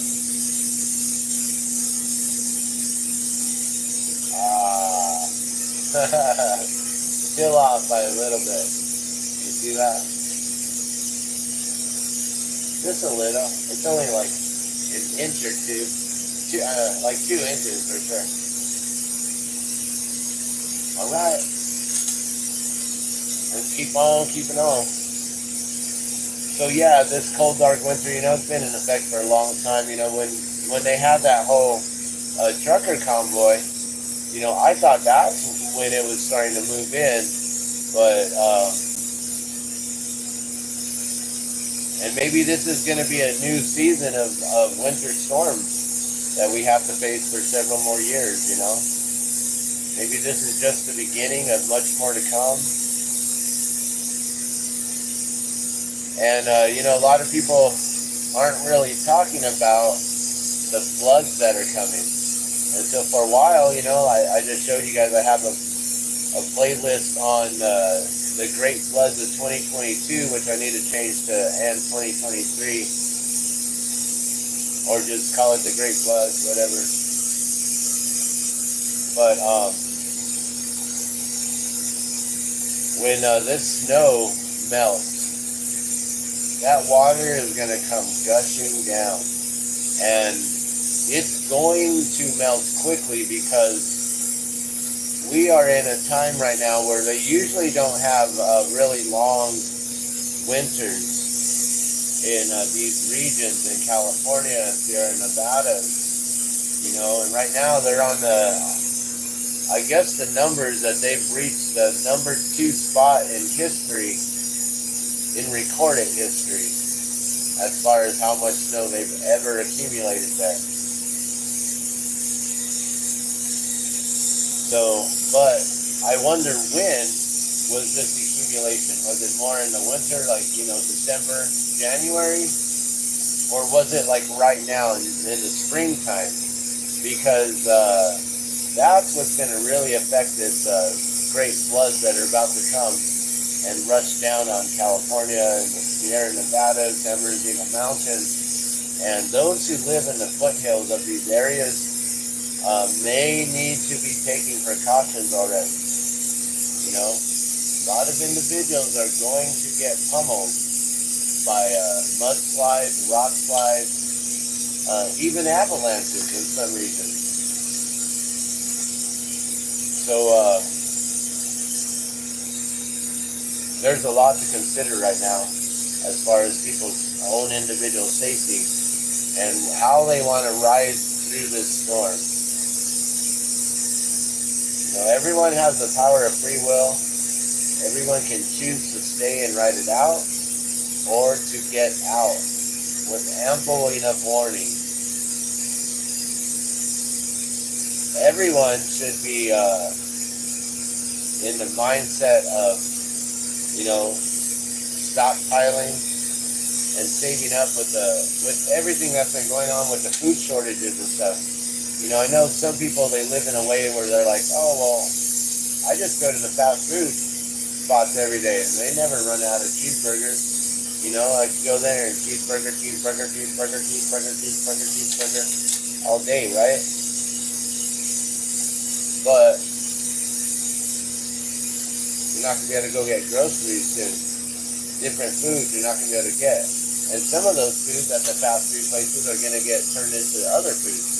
Right now, with what's going on in Ohio, there is a lot of cattle up there, and the beef industry is up there, and they slaughter thousands of cattle per day.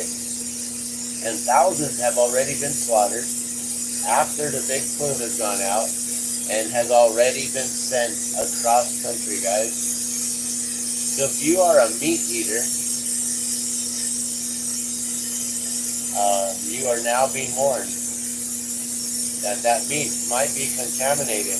And how would you know? I mean, most people don't even know that the meat they buy has already been glued together, with that meat glue which is highly toxic and cancerous. But people don't care because they want to have their steaks, you know, they want to get their ribeyes. And it doesn't matter if it's been glued together or not because it all tastes the same for them. It all fulfills that satisfying, that craving for blood within the animal. It's very vampiristic, actually. Those who crave that without realizing what you're craving.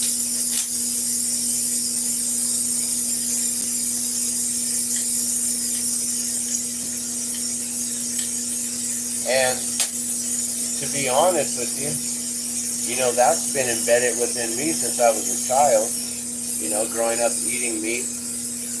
Anytime I walk by a McDonald's, I still wonder, should I go in and get me a double cheeseburger with green chili? Like, no shit. Me, I still have this weird freaking draw to it. And then I know, I ain't gonna eat that crap. That's gonna make me feel sick. I will feel so sick and disgusting after eating that. You know, but while eating it, I might enjoy the flavors, all the preservatives and everything that they put in it, right? I just might enjoy that, right? Because it's like a taste sensory and cravings and stuff. It's like sugar, right? Once you taste sugar, it's like, ooh, I want some more of that, right? As soon as you give a baby candy, it's all over. If you just give your baby sweets as far as like strawberries and grapes and cherries and melons and this all this good wholesome yumminess, you know, give them yogurt with honey, you know, but as soon as you give a child candy, it's over. Then they're done for life. They're ruined. And then we all start craving ice cream, and then we start putting our ice cream into our oatmeal, and then we start having chocolate milk all the time. Oh, that's me. Start eating cold cereal for dessert. Yeah, I'm addicted to sugar. But I was talking about the beef and the burgers and everything. So a lot of people are highly addicted to meat and to that craving of the blood. And so now, you know, Bill Gates and associates, you know, WHO, CDC, they're all working together to create this really safe meat alternative, right? It's called Impossible Burgers. Because that shit's fucking impossible. I mean, I make veggie burgers, right? But I know it's not a meat, you know, except God brought forth all the seed-bearing and fruit-bearing plants and herbs for us to use as meat. So when you see it in that way, and you understand that all green plants have amino acids, and all plants, they can utilize the sun and through chlorophyll can convert amino acids into protein, and that's why kale and spinach and bok choy and chard and microgreens, they all are high content protein. They're very high protein foods, and a lot of individuals aren't ever taught any of this, so they don't know any of this, and they're only taught beef is what's for dinner, right? Pork, the other white meat, chicken. So I don't. Do they even have a poultry thing? People just love chicken, right? Everyone eats chicken.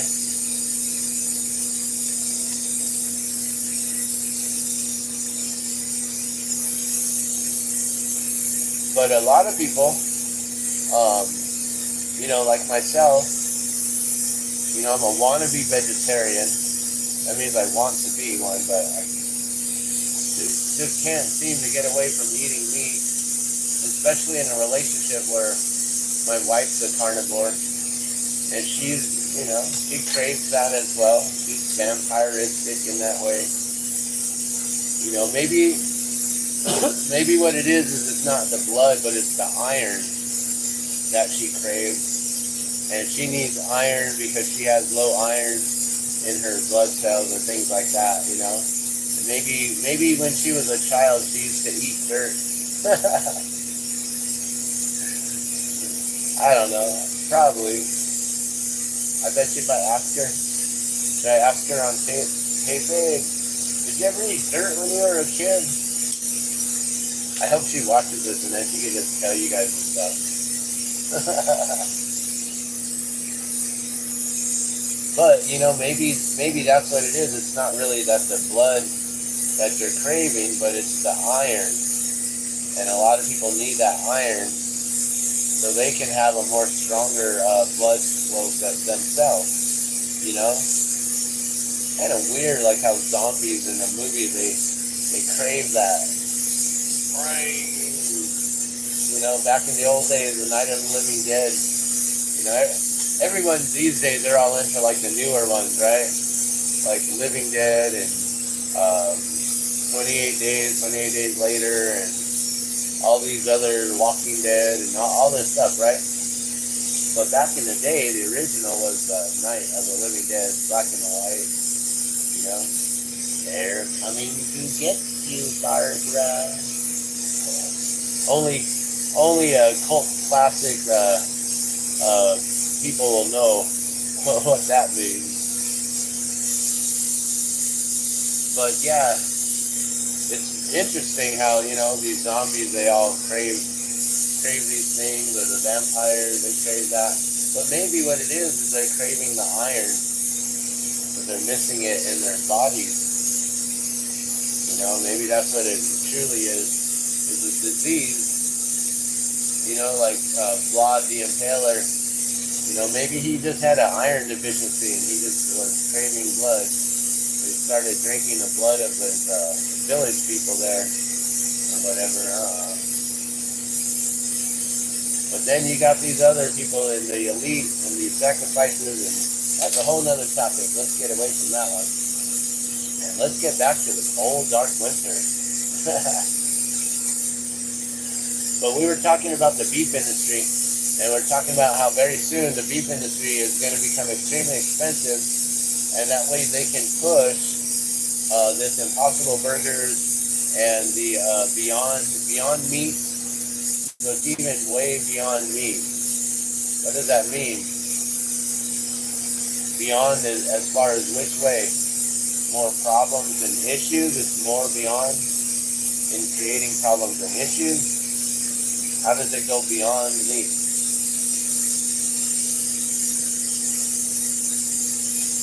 Maybe they should call it before meat. Because it's plant-based before the animals get it.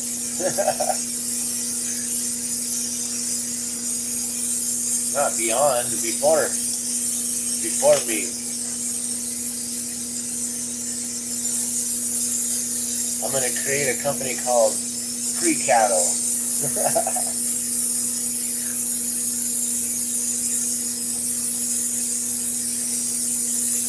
The pre-creature, before it reaches the creatures, the living animals. Some people just call it organic grains, natural grains.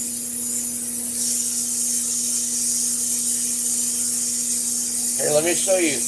I haven't really been showing you what any of these look like.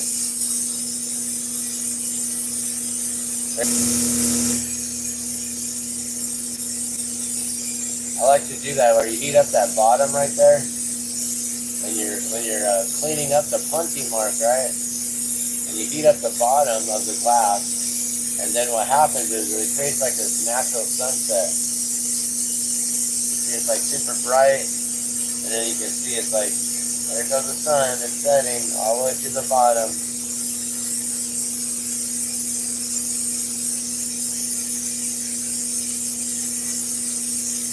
And then darkness. darkness, my old friend. I've come to meet with you again.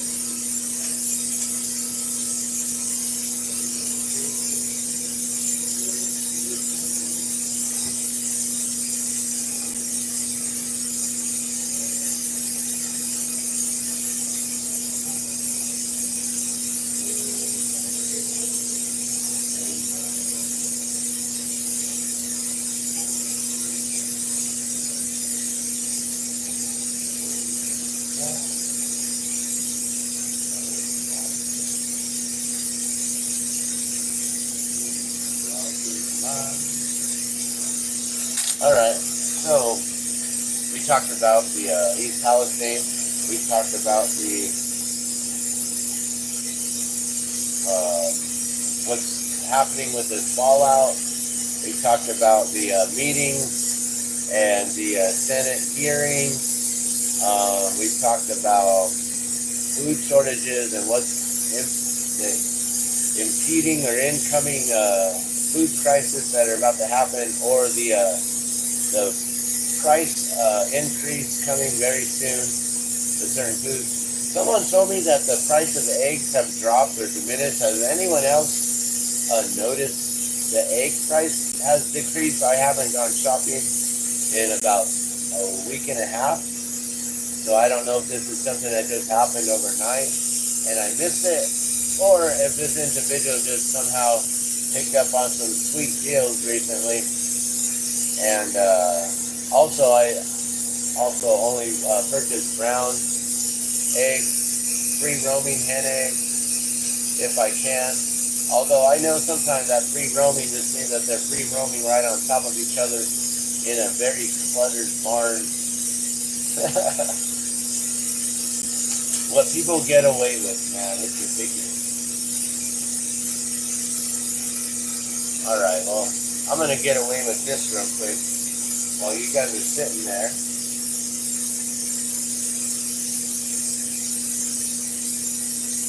And you guys enjoy your time there.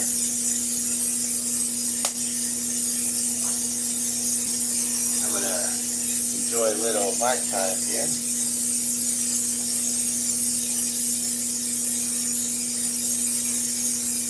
Just going to take a quick break. Actually, I didn't even count. Where are we? Oh, maybe I should have waited for one more and then taken this break. Oh well.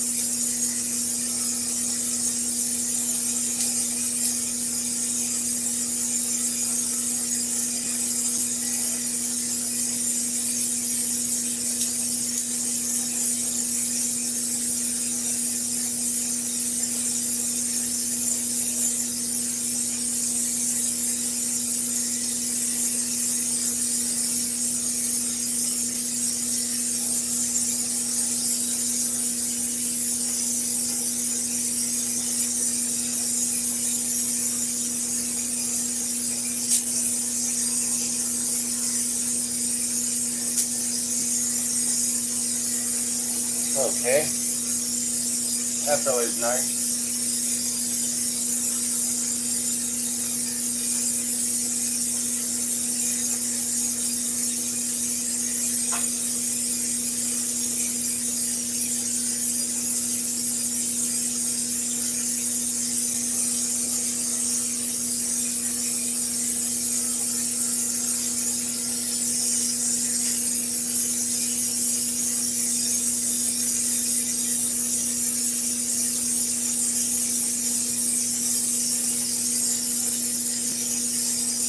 I'm going to join this cobalt here. So like I said earlier in this video, I tend to not waste my glass, and I'll use it down all the way to the very end if I can. Only every once in a while do I scrap pieces to the side.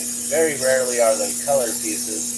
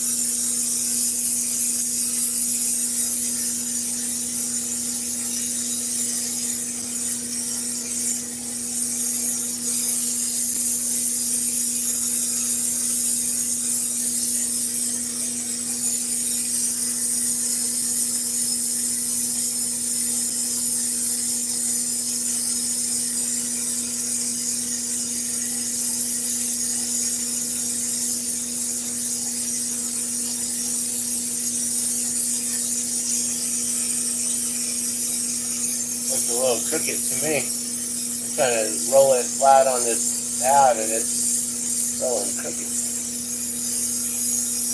Straighten that out. So it's going to heat up the whole section here and let gravity do the work for us.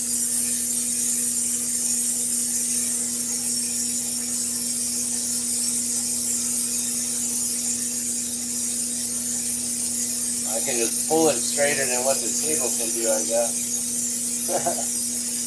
Just do that by hand. Alright. Cool. So I can set that to the side over there. We'll let that cool. We're working this other glass here. Alright, this is number 5, guys. So we must be in for at least 1 hour at this point.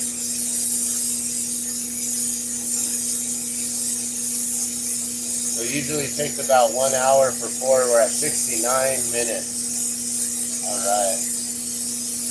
And that makes us to what? If we've done 4, and now we're at 73, which is the inverted 37.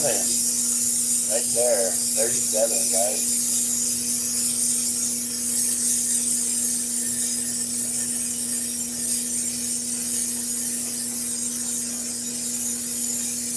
On my tattoo, there's a 37. It looks like the Om symbol, the sound of God vibration.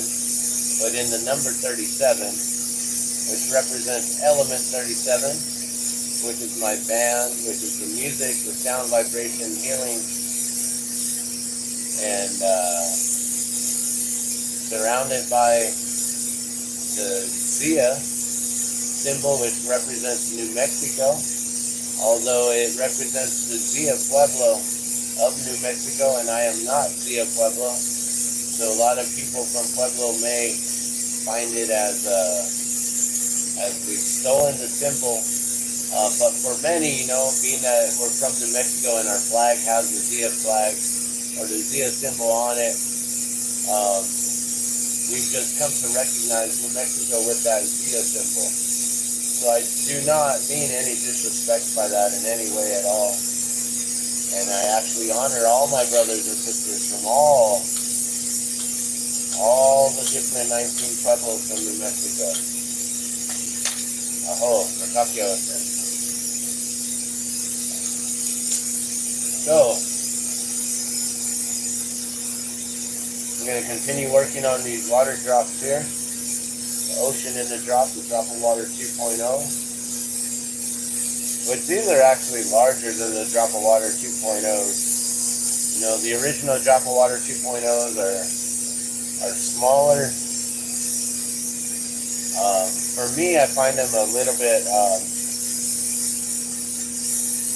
I don't know, they're both very nice. I tend to like the smaller size a little bit better.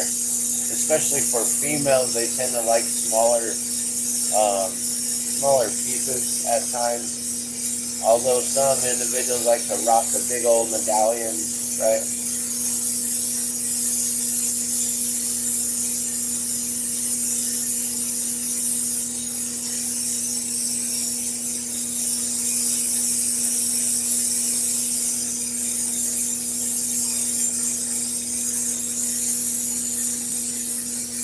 Adding more blue. There's a lot of cobalt going into these. I didn't realize.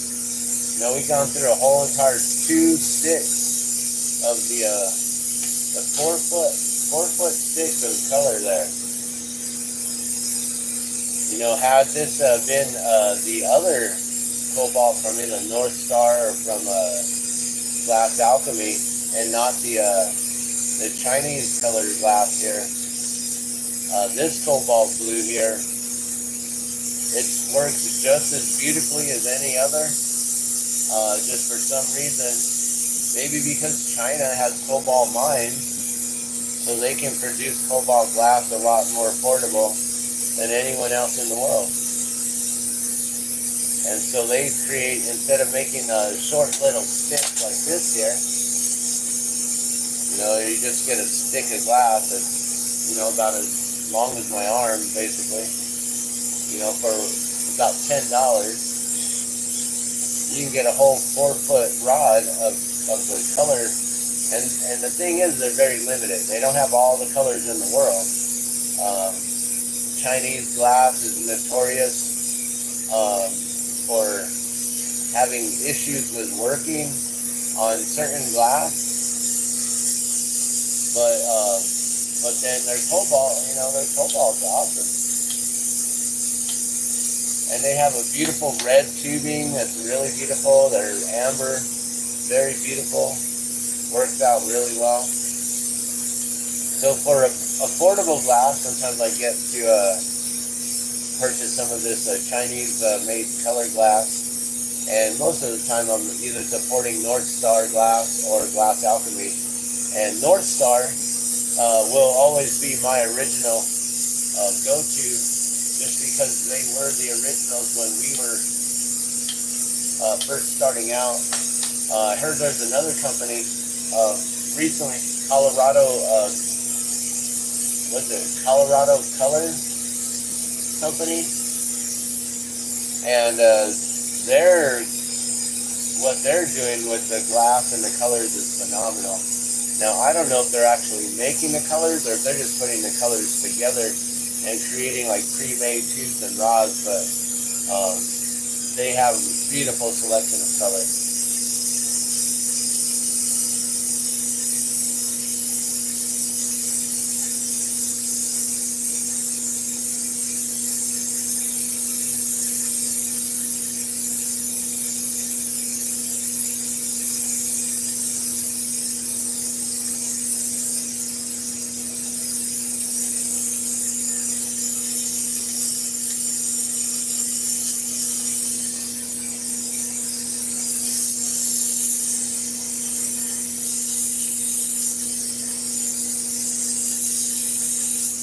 So with these, I try to line up when I put that white on there, I do my best to, when I have that overlap, to try not to have too bad of an overlap. I mean, it's a little bit thicker right there, but then I'm going to pull it, and that's where I pull the loop, and it hides that overlap and everything.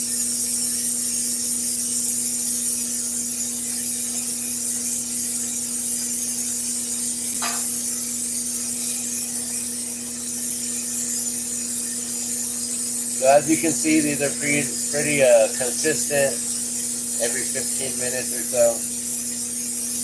And, once I'm in the flow, doing the line work, I don't have to then change the torch or anything. Before, back in the day, I used to have to make the torch a lot smaller to draw that line all around. And now I'm just more fluent, it just flows a lot more easier. Eventually, this may be something I may have to teach other individuals, and so this is going to be something for those dedicated glass students who are really pushing themselves to the limit with detail work and quality line work and colors, and really paying attention to how they're laying the glass down, doing their best to not capture any air bubble, which that's really, really hard to do when you're putting that lip right around another lip. So sometimes it's better to take the time to melt down that blue a little bit before laying down that white. But you do want to have that lip as your line so you can keep it separated and not draw the white onto the blue. It's very technical once you start doing this. So I tend to leave the blue. When you flatten it, like the way my finger is round it, it has a little bit of a curvature going under it. So when I push the white into it like this, right, I push it in so much that I smash it in, and it should fill in that crevice there, and hopefully not capture any air. Now every once in a while I'll get like one little air bubble in there, which for me I find it's actually kind of cool, especially this being the ocean and a drop, having a little air bubbles in the ocean, that kind of goes hand in hand, right? But, you know, you don't want to have a whole bunch of air bubbles in there and really, really make it look bad. Sometimes it gives it a nice little accent, so then you get that extra reflection off the light when the air bubble gets hit with the light. So, you know, it's kind of nice. But I really, really try not to get that air bubble in there. But it's almost near impossible to make it happen every time when you're working on 100. But we'll see. We'll see what my accuracy is at the end of this. What, maybe 50-50? I don't know. Like I said, it is kind of hard, especially when you first lay it on.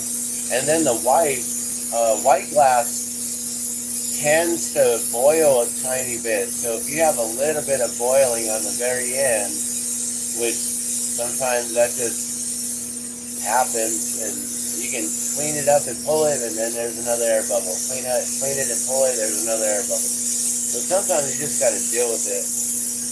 And so there may be an air bubble that comes up from the white color itself and not from the way you lay it down.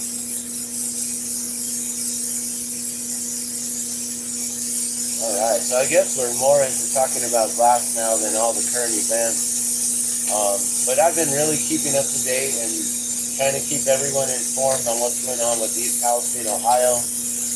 Trying to let everyone understand how big of a situation this is. You know, it is currently at the point where they did ship out, you know, they say that they slaughter thousands of cattle per day, and that there's already thousands of cattle that's been processed and shipped and delivered and already been sold at this point to people all around, wherever the food goes. So, you know, we could have some in our fridge. I don't know. Probably not.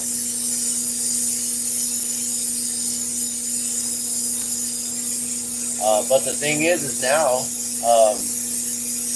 with my friend saying the eggs, there's no longer an egg shortage. Does that mean that those chickens are now tainted and they're going to spread this out through the eggs and the embryos? You know, they use eggs in a way of being able to incubate things like insulin and delivering other medicines like penicillin and things like that. And so it's quite interesting to think about those kinds of things. You know, I like to question everything. I'm that kind of person. Just question it all. What's the meaning of life? Do you know? Have you guys figured out the answer to the meaning of life yet? Maybe I'll tell you guys that sometime. I know I've already shared before, but we'll save that for another day. We'll get into it. That's a whole different topic.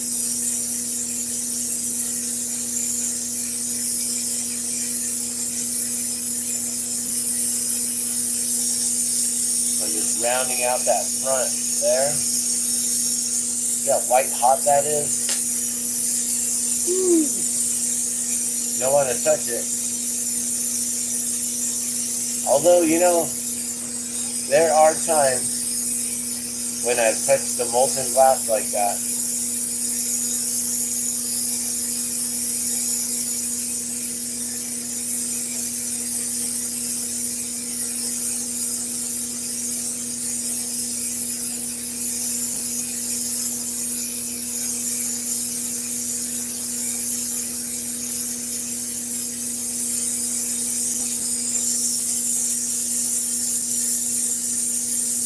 That was interesting. I was just thinking about something, but I think I'll keep that thought to myself. It's quite interesting revelation. Alright, so now, you know, you get that all nice and rounded. I forget the camera's over on this side now. It's all nice and rounded there. You got the white on the back. And then I have to look for where's the seam, which we all know is where that thicker point is, right there. So that's where I'm going to stretch it. So I'll put this punchy on the opposite side here. Just like that. As it's still molten and sticky, snap it off. And only if you have an old school torch can you do that. You can't do that with the new glass torch technology.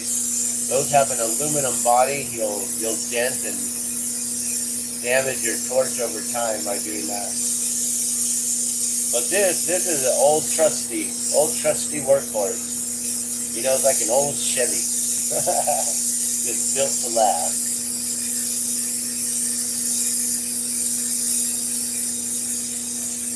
Some people, they own like for torches, you got the Cadillac of the torch, which I guess would be like the Carlisle, and this is just like a rugged old Chevy.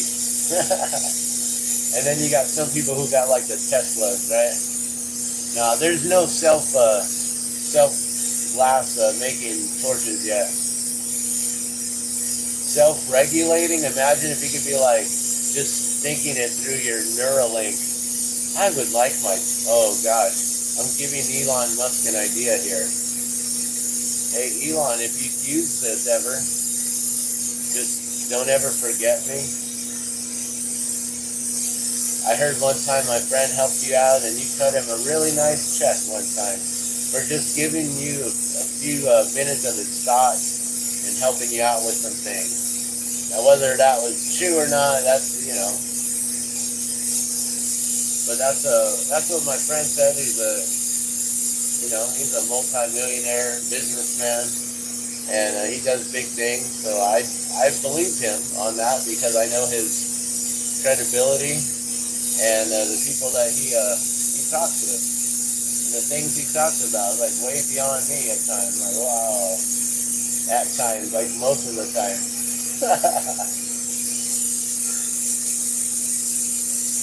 So yeah, Elon, if you hear this idea, a self-regulating torch that's through the Neuralink, I am not your test subject. I do not want the Neuralink. But, you know, someone may, a glass blower might want to be very futuristic. And they may want to think, I need my torch to be a little bit smaller, a little bit bigger, and have these like presets, you know? I want it on the low set. I want it on the, because we've got these foot pedals already that work that can engage you from like having your center fired torch to your outer pre-mixed torch and things like that. So there you go, Elon. Self-regulating torch for the futuristic glass blowers. When the Neuralink happens, I hope I'm not mandated to get one.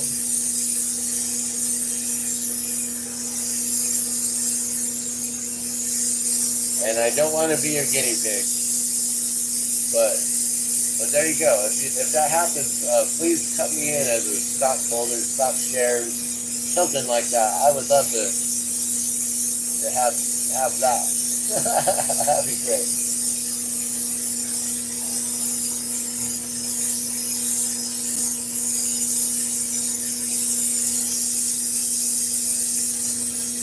But yeah, so there's so many different torches that are out there on the market.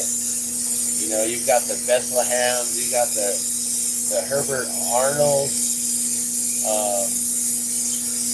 There's so many. This is a Nortel. It's a major Nortel torch. So that's the make and model.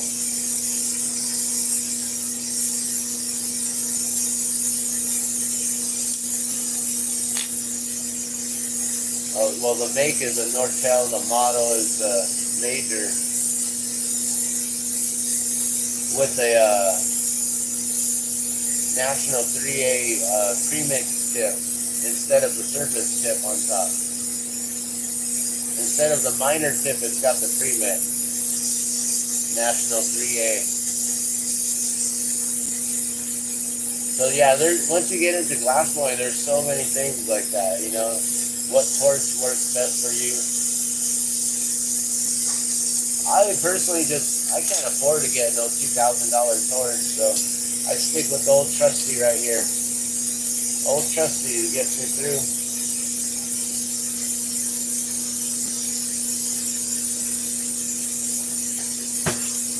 Maybe one day I'll be able to afford something like that.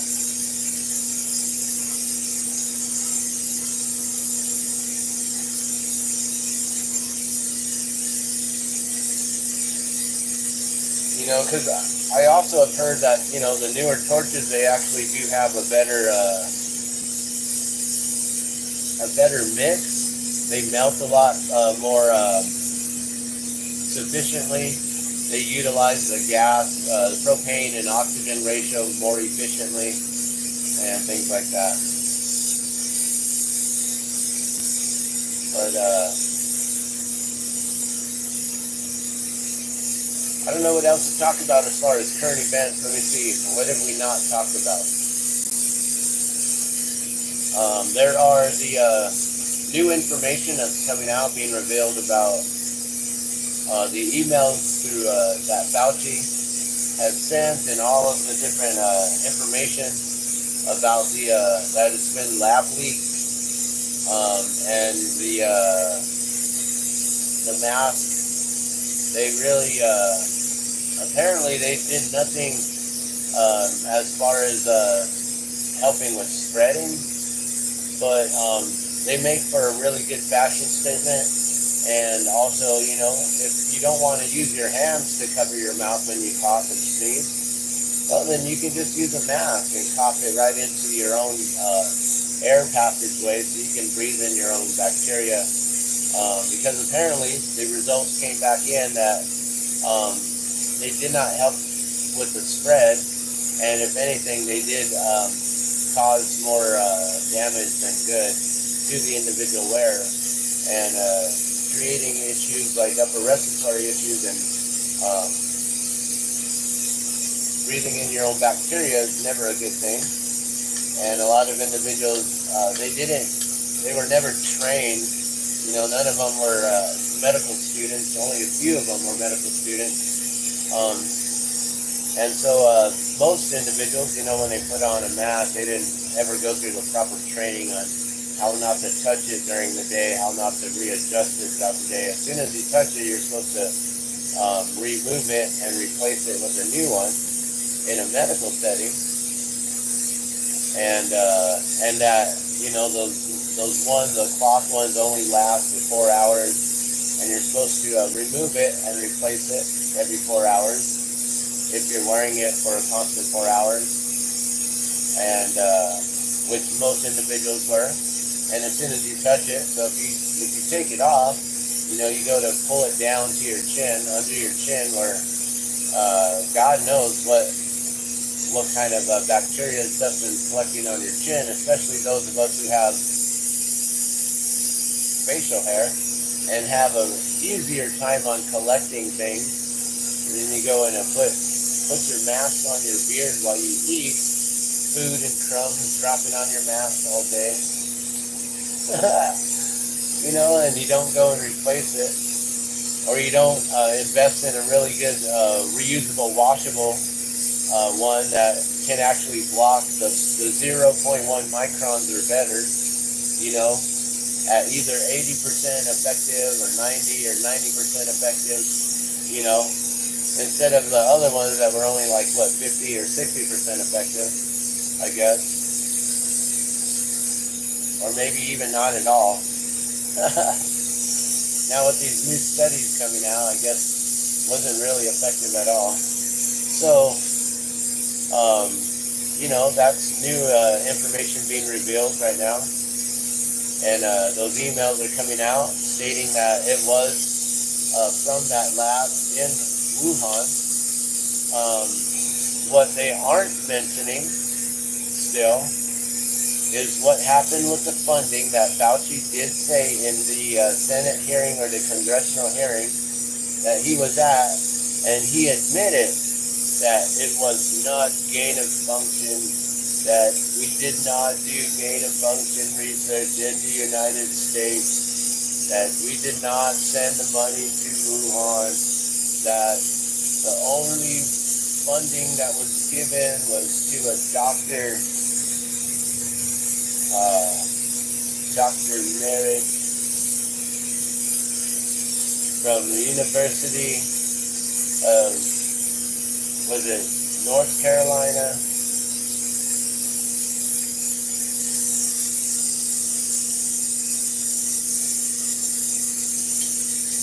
Well, whatever happened, he admitted that he funded Dr. Merritt here in the United States at the University of North Carolina, and that's not and probably never going to be talked about, because that's not what the case was on. The case was specifically on, did he fund the Wuhan labs? Did the NIH ever send funding to the Wuhan labs? He was never on trial for doing anything here. Those charges have not been brought up yet. That's a whole separate case. See, people don't understand that, Every charge is a different charge. But I'm not going to be the one to do that. That's quite dangerous. I'll just talk about it here, because I'm nobody and ain't no one paying attention and listening anyway. And I'm just a glass blower, and I have no expertise in the matter. So why would anyone listen to me? I'm just a glass blower. And this is for entertainment purposes only, for my own personal entertainment. Come see you live for my own entertainment here. So you take it with a grain of salt, whether it be fiction, non-fiction. This is just storytelling right here, guys.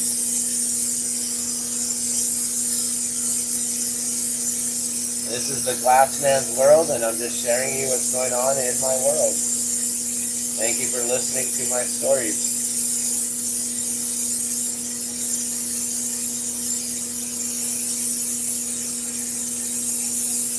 That way YouTube can never ding me for anything I say, because this is just my own stories, my own opinions. This is my own entertainment purpose. You take it for what it is, take it with a grain of salt.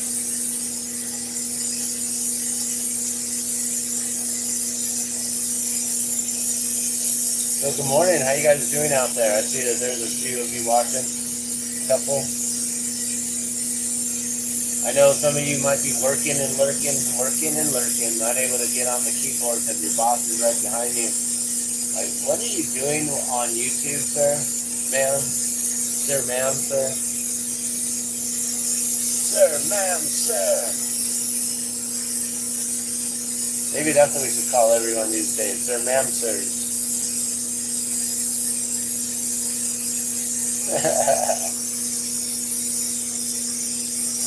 I am not a sir, nor a ma'am. I am a goat.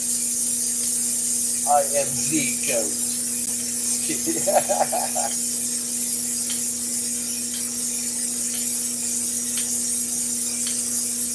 It's like, nah, you're a sheep.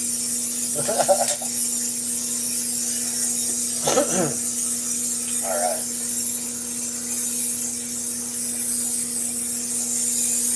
So, no comments? Well, make sure that at least you like the video here. Help me get this out. There's a lot of important information that I shared earlier. I don't want to double it and go over it again.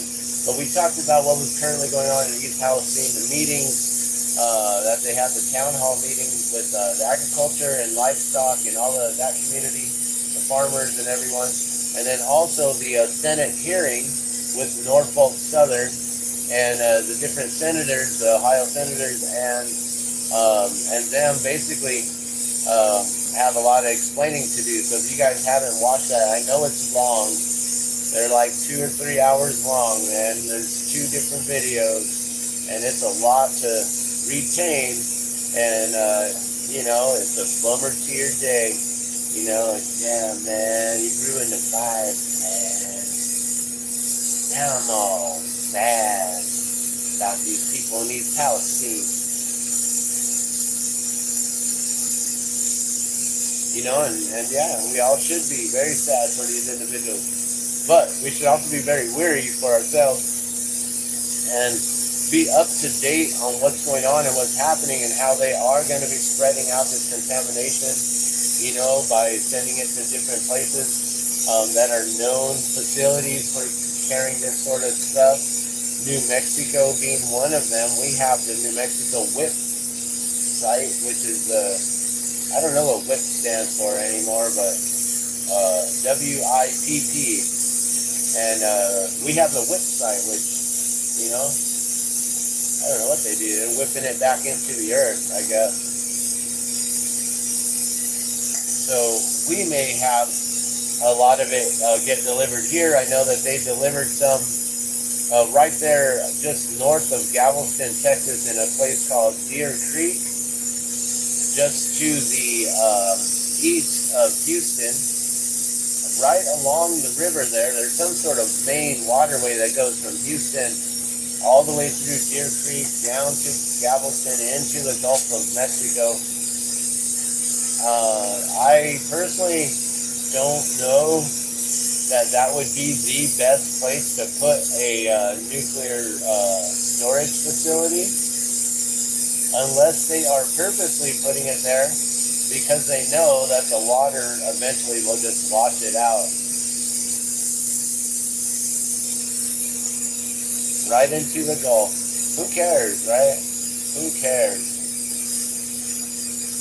1,000,000 parts per million, billion parts, 1 part, whatever it is, it don't matter. We're just mixing it all in. One chemical stew, a sludge, a soup. Beautiful.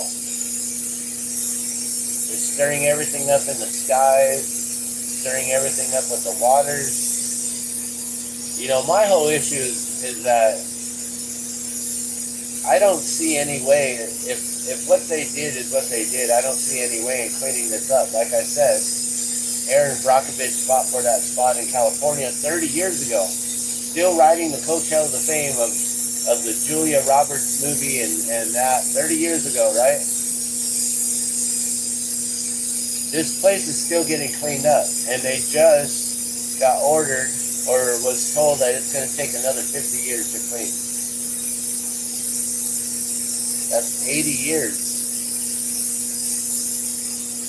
that it's now been prescribed, or that's how long it's going to take, ordered to clean up. 80 years. East Palestine's a lot worse. What World Tribe uncovered the other day is that the amount of chemicals that they sent out in that 1 week was something like 100 times more than what they sent out all year the following year. So this is a huge airborne toxic event. And airborne, meaning that the currents, wherever the wind blows and the currents may take it, carry it away, right? Well, the whole East Coast, in my opinion, this is my own opinion, you guys don't have to listen to what I have to say, but in my opinion, the entire East Coast, that day was the currents were blowing southeast, and at the town hall meeting, or I believe it was a meeting or the congressional hearing, one of them, they said how now 1 mile radius inside of East Palestine, they're going to be doing some real heavy testing, like 300 different places per day or something like that. Or they're starting last night is what they said. So today is day one, really, of them going around and really getting these test samples, and then they'll go and they'll get the test the results back soon. It's going to take at least a week. Excuse me. And a 1 mile radius within there, but also then they said 1 mile southeast of East Palestine, also a 1 mile testing or containment zone. And so they are now admitting that this has gone at least 2 miles southeast. But this is a plume, so it's not, this stuff doesn't go out in a straight line. This goes out in a mushroom cloud, right? And when that mushroom cloud got carried to the southeast that day, it went all the way as far down as to Florida, down there in the Carolinas, you know, DC.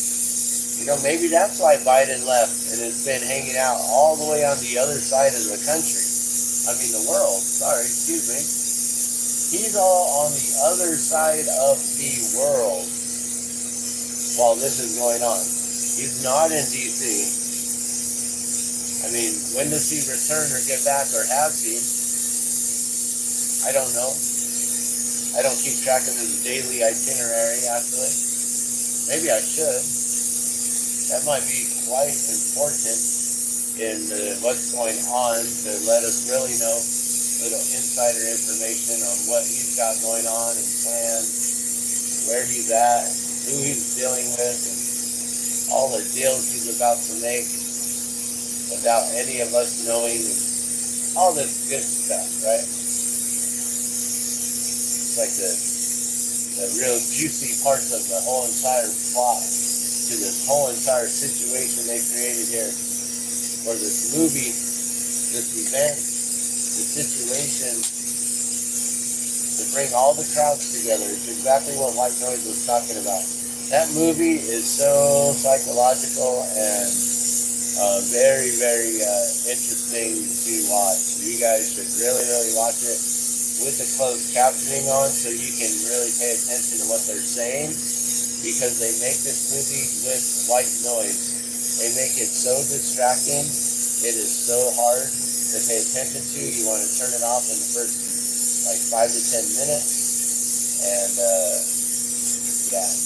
But if you can get through it and you can actually understand the psychological aspect of the movie and what they're talking about, and how everyone right now is under this mass hypnosis of just being a crowd in order to gather. So now they're forcing everyone to gather, and gather for what? To watch this event, to make sure everyone's distracted here while we're not paying attention to what's going on over there. It's a simple magician sleight of hand trick that they always do, and these magicians are very, very good at it. You know, I am in awe with the things that they can do and get away with, and how majority of individuals seem to either not see it or simply just ignore it and don't care.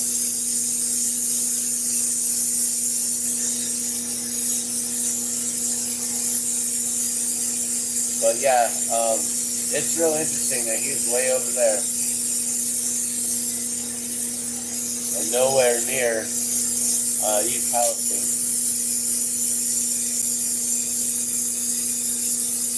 Was he hoping that by these other individuals going there, that maybe they would succumb to some kind of toxic issues and things like that, so they don't have to, he doesn't have to deal with them on the next terms, the next election. But that's kind of far-fetched, right? Because cancer takes a while for it to actually develop and to really create problems. But I really don't think that he's going in himself. I think they're going to determine that this place actually needs to have like a bigger 3 mile radius and then eventually bigger and bigger, and soon it'll be taken over by eminent domain, like what they talk about in Agenda 2030, and how the federal government can deem any land or property or area uninhabitable through contamination, and that they can force people out, mass evacuations. And if you don't have anywhere to go, well, that's okay, because they will make sure that you have federal housing. They will make sure that you get that stimulus check. They'll make sure that you are under their care, and they'll make sure that you are under their watch, and yeah, all that good stuff. You know, you need babysitters, right?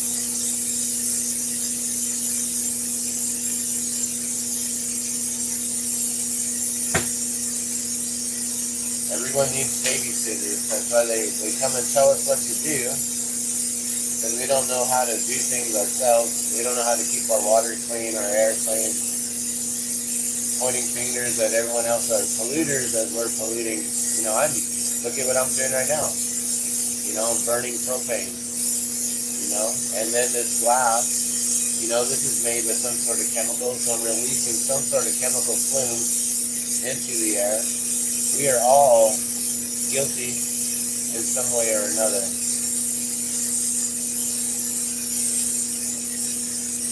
You know, I'm using petroleum, you know, propane, natural gas.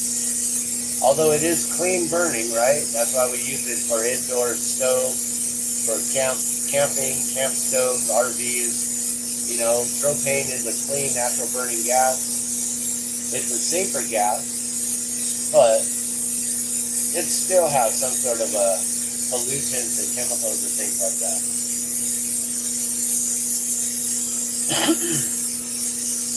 So if you're here, be sure to hit that like button, and if you can, share this out with individuals if you like.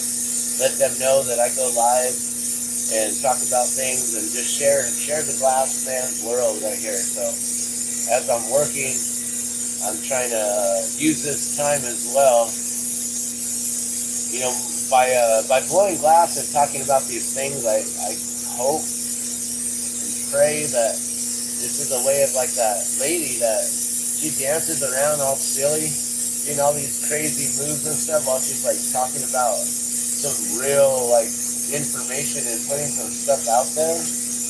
But she just like, yeah, and then they did this, and it's like, oh, okay, I see how you're working it. So if you do something I'm just showing you guys how to do glass blowing, right? We're just talking about news and current events. Nothing specific. Not until I kick in and get in on here over here, right? But maybe, you know, maybe there are individuals who are hired to check out upcoming channels and people who are talking about things like this, and they have one person assigned to their channel, and that one person, all they have to do, their job, is simply to watch this person's YouTube video. And maybe, just maybe, they actually employ other individuals online through jobs where they pay you to watch videos, and then you rate them. You give them some sort of social media rating or some sort of a quick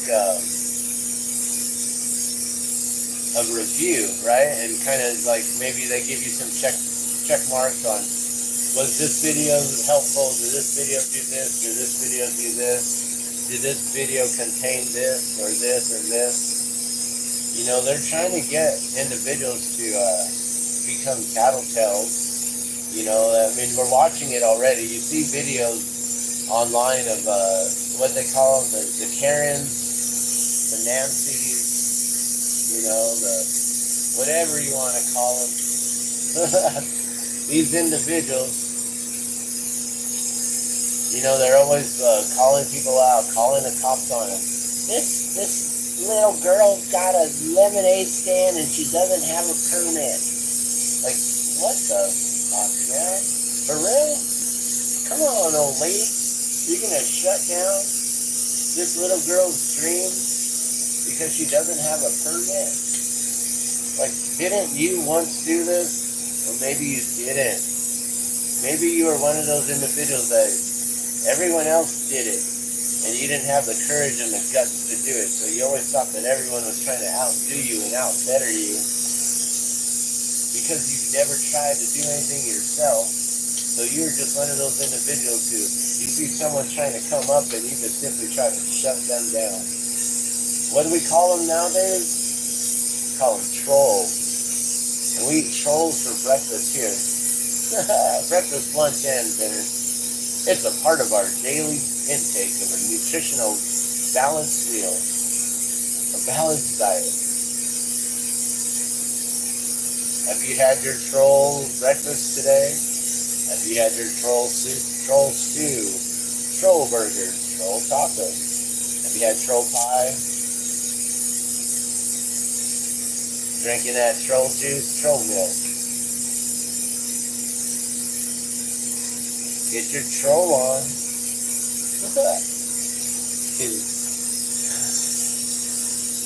Get your troll on. Should I turn that into a t-shirt? And just start printing those all day. Get your troll on. Hey, dumbass, get your troll on. Hey, Karen, get your troll on. We turn it into a song and sing about it.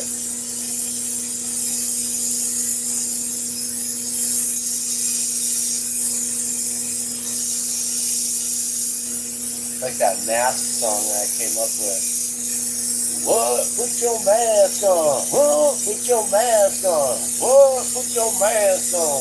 Put it on your face. And then we got to go into some lyrics there. Make it all crazy. I didn't create no song. I just created some stupid line there.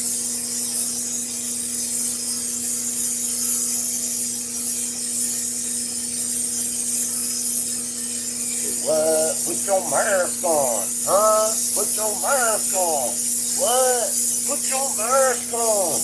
Put it on your face.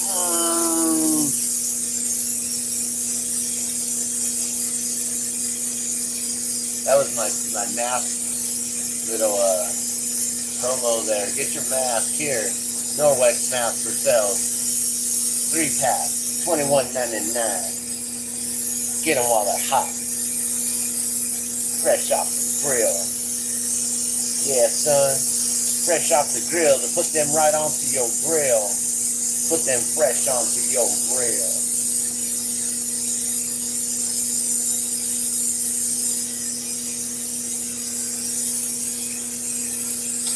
Yeah, I'm crazy.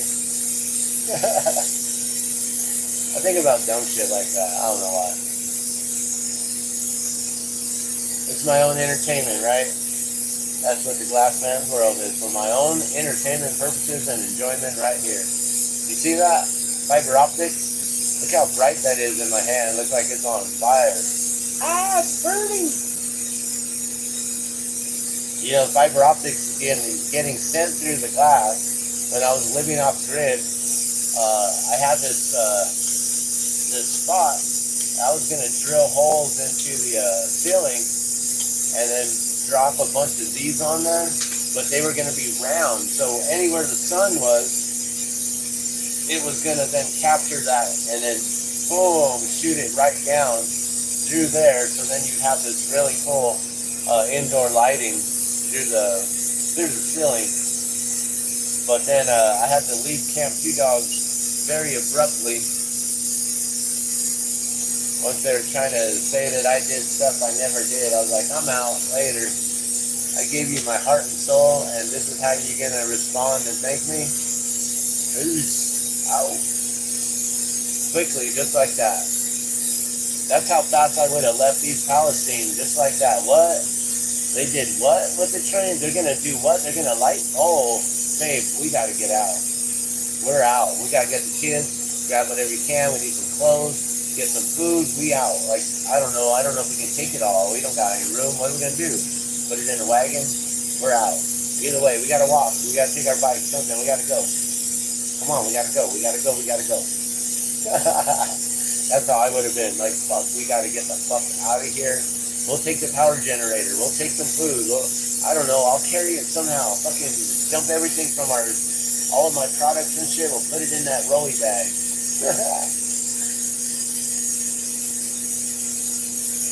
Get some carts with wheels. That might actually be a smart thing to do. Have carts with wheels for just in case. So when, if you run out of gas on the way out, you can still roll and wheel your stuff. They got them coolers that got wheels on them too. And you can keep your food in there.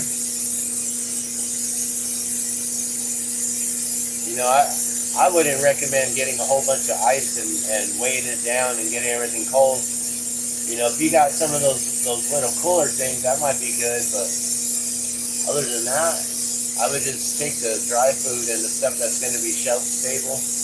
Maybe take some food that you're like, well, we got to eat this anyways, or it's going to go bad. So take some stuff out of the fridge and then out the door, quick. Done. Later, East Palestine, I am gone. I don't know where I'm headed, but I'm not going to be here. I'll watch from afar. And I'm grateful that that's what I'm doing right now, is I'm watching from afar. I'm not going anywhere near that place. I don't have any inclination to go over there to help out with the situation personally. I could always create a fundraiser. We can always figure out how to send clean drinking water and supplies that way. But for right now, I'm trying to figure out what the situation really is and what it's calling for. And with the people just staying there, I really don't know what to tell them or what to do for them. Except, we can keep on making sure that everyone knows how to get a hold of them. Apparently every individual in East Palestine has been asked or has started a GoFundMe. Every family, every household. So every individual, and I don't know where that list is yet, but I will get that list out very soon. And every individual you can then send them $1 or $2. I don't know. There's like 1,000 residents in there. How are you going to be able to help every individual sufficiently, But maybe we can come together and figure out ways to do fundraisers and things like that. We can send them a bigger bulk or something like that, or start with one family and be like, look, we're helping one family at a time. We're going to raise like whatever it is, I don't know, raise enough money for food for the week, Everyone gets $100, $250, whatever it may be for their family, their household, whether it's one individual or a family of 4 or a family of 8, whatever it may be. Maybe at that point, once we figure out what's necessary and needed, we can help them out. But, the biggest help that I think would be to just try to get them out and figure out how to get them relocated. I heard that residents are being offered a cash card with a $500 per week allowance, so $2,000 a month that they get for housing. So then that goes to pay for a hotel. Now there was one individual who did not take that offer right away because it was going to cost $2,200 per month because of her animal, because of her pet. And only certain hotels will allow and accept animals or pets, dogs, cats. So, because she then allowed them to move on, I guess, and she didn't take their offer, that offer no longer exists for her. And if she wants to, she can now relocate at a new location that does accept animals, but she'll have to pay out of pocket and then turn in the paperwork, the receipts, and everything she needs to then file a claim and hope and wait that everything will finally get reimbursed. So some individuals, they got that $2,000 right away, and some apparently were just left high and dry, and basically gave them like the middle finger, like, well, you didn't accept it this time, so F you. We're not going to give that to you. Like, what is that? Norfolk Southern? Like, that's horrible that you would treat any individual in that way, especially for what you did. And these people at the Senate hearing said that they're going to be committed to doing what's right. Is that what's really right there, guys? I don't believe so. But you know, who am I? I'm just a glass blower here, just working on some things that represent water, because water is life and every drop counts. And we're making sure these get out to the world so we can continue to teach the rest of the world and educate the world on the importance of clean drinking water for all, and why it's extremely important for us to provide more stricter laws and sanctions and fines for individuals such as Norfolk Southern, who think that they can simply get away with this like a slap on the wrist once again, because you know how many train derailments are they a part of? What is it? One every 3 days that Norfolk Southern does, but throughout the whole entire railroad industry, I think we're looking at 3 per day. And I don't know if that's just in the United States, if that's the U.S. and Canada, if that's the whole world, or what those numbers are, but it's like close to 3,000 per year. And I think that's just in the United States. So with those numbers there, that's very horrendous. I don't know why any company would be allowed to exist, right? Why would they be allowed to exist if they create so much environmental damage, destruction, pollution, and individual harm to people, to animals, to pets, to the livelihood of an entire, for many generations to come? You know, how are they allowed to get away with this with just these small little slap on the wrist fines? We as individuals need to figure out how we can make Congress pass more stricter laws that basically you do this once and that is your only warning. You do this again and you're done, and you will be cleaning this up for life. You will spend time in jail after the cleanup process.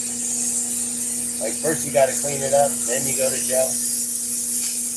No, you pay a fine or imprisonment. Like, no, you get both. Like, this is just too much. This is crimes against humanity, crimes against the environment, crimes against Mother Earth and Mother Nature, crimes against our water, our air, our soil, our land, crimes against our people, crimes against our future, crimes against livestock and agriculture, the whole entire industry, many industries. This is ridiculous, and this is affecting so many individuals. And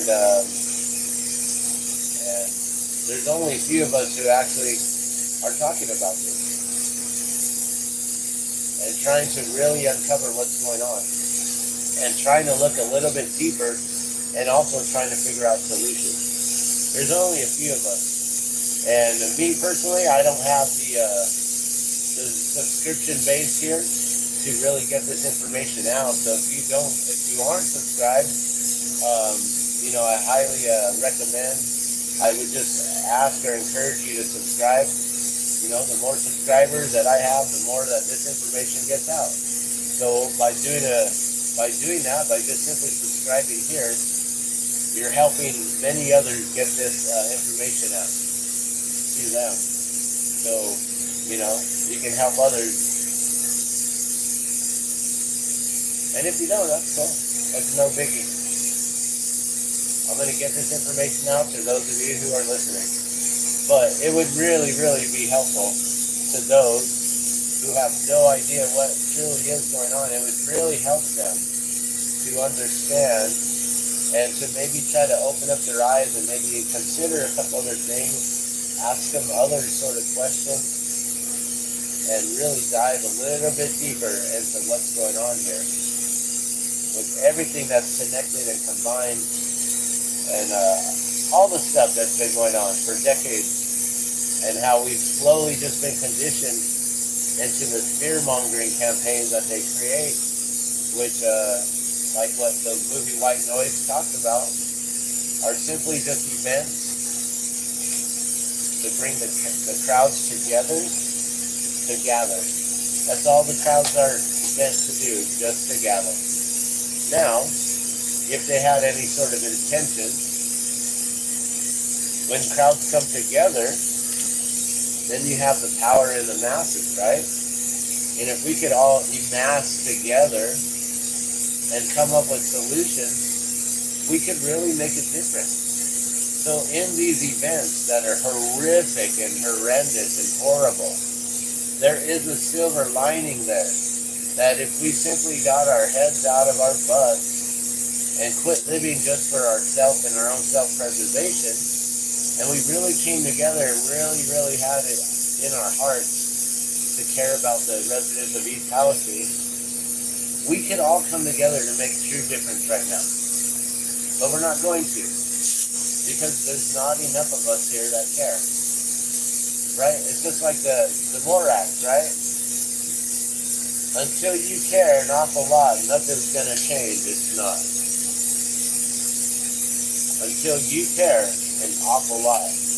Right now, you might care a little bit, but do you care enough? Do you care enough to share this out? Do you care enough to talk to your friends and family members? Do you have the courage to do so?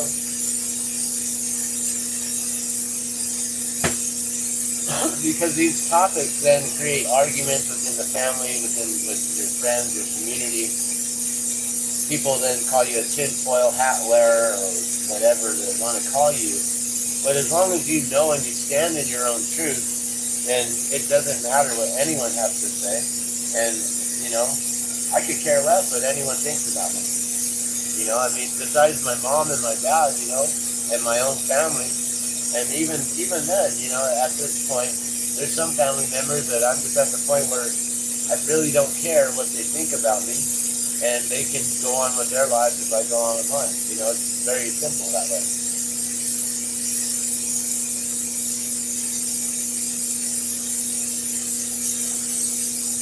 And then we can live in perfect harmony in that way and don't have to bother each other. Still living together in perfect harmony without having to be in each other's BS or whatever. We don't have to worry about, But we still working together for one common unity, for one community. If we can get to that point, you guys, if we can actually understand, wow, these events bring us all together. That's a positive. That's a beautiful thing. And if we could then decide, if we come together right now, over what? If we come together right now over goodness, if we all come together for that goodness, then we all come together for a common unity to unite us all in harmony, not so we're fighting one another, not so we have bosses that we're always fighting against, but to where we're all on the same level, the same playing field, and we can all come to these understandings and agreements, have conversations without, someone fact-checking you, whether, who's fact-checking the fact-checkers, And so we really need to be able to come to a point where we can come to that common unity and understand that there are answers, there are solutions to all the problems in the world. We just need to have open ears and open minds and open hearts to hear each other, because just because we don't have it doesn't mean someone else does it. It's that whole mentality on what the Karens do. Just because she wasn't able to have her lemonade stand when she was a child, well, now she is going to go and ruin some other child's lemonade stand and call the cops on them. You know, that's horrific. That's horrible what people do to one another. And this is some Karens doing it to children, while parents are sitting around allowing it to happen. But someone should have taken her, given her a whoop ass. I'm sorry. That's just what I think.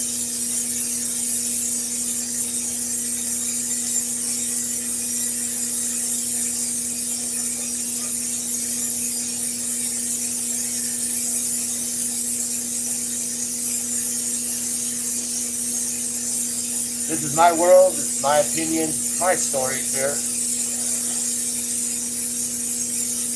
No one has to even at all listen to what I have to say. You don't have to agree with what I say. You don't have to disagree with what I say. But there are some things that I do share and talk about that maybe if we do came to a certain understanding and agreement with each other, we truly could make a difference in this world. You know, if we really put our heart and our soul into certain things, you know, as far as me, I've dedicated my artwork, you know, to water, being able to talk about water, the importance of water, water is life, why it's important for future generations to have clean drinking water supplies, why it's horrendous for this situation to have occurred because the Ohio River is supplying clean drinking water to 10% of the United States residents. And we don't know if we are any of that 10%. Well, I know that I'm not getting any bottled water. I don't purchase bottled water. I go down the street to get our 5-gallon bottles filled through their filtration system, which comes through the tap, the city water. Now, if they start mixing the water into water supplies to try to clean it or dilute it, that's a whole different thing. It's just like, you know, when they found that someone had spilled a whole bunch of, I don't know what it was, fluoride, or they spilled something in the waterway, and had someone not noticed the meters going off to shut it down in time, it would have created havoc. But I don't know if you guys remember that story or not. I think that happened in Florida.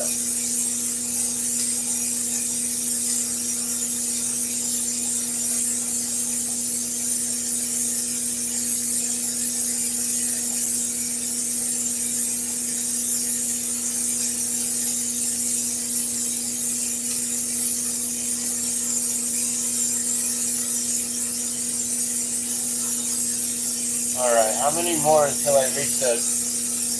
Oh, we're at 69. Maybe I should try for 11 today on the first stack.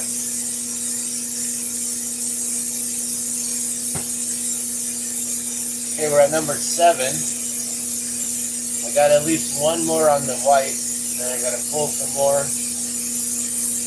Alright, so let's make it number 8 here.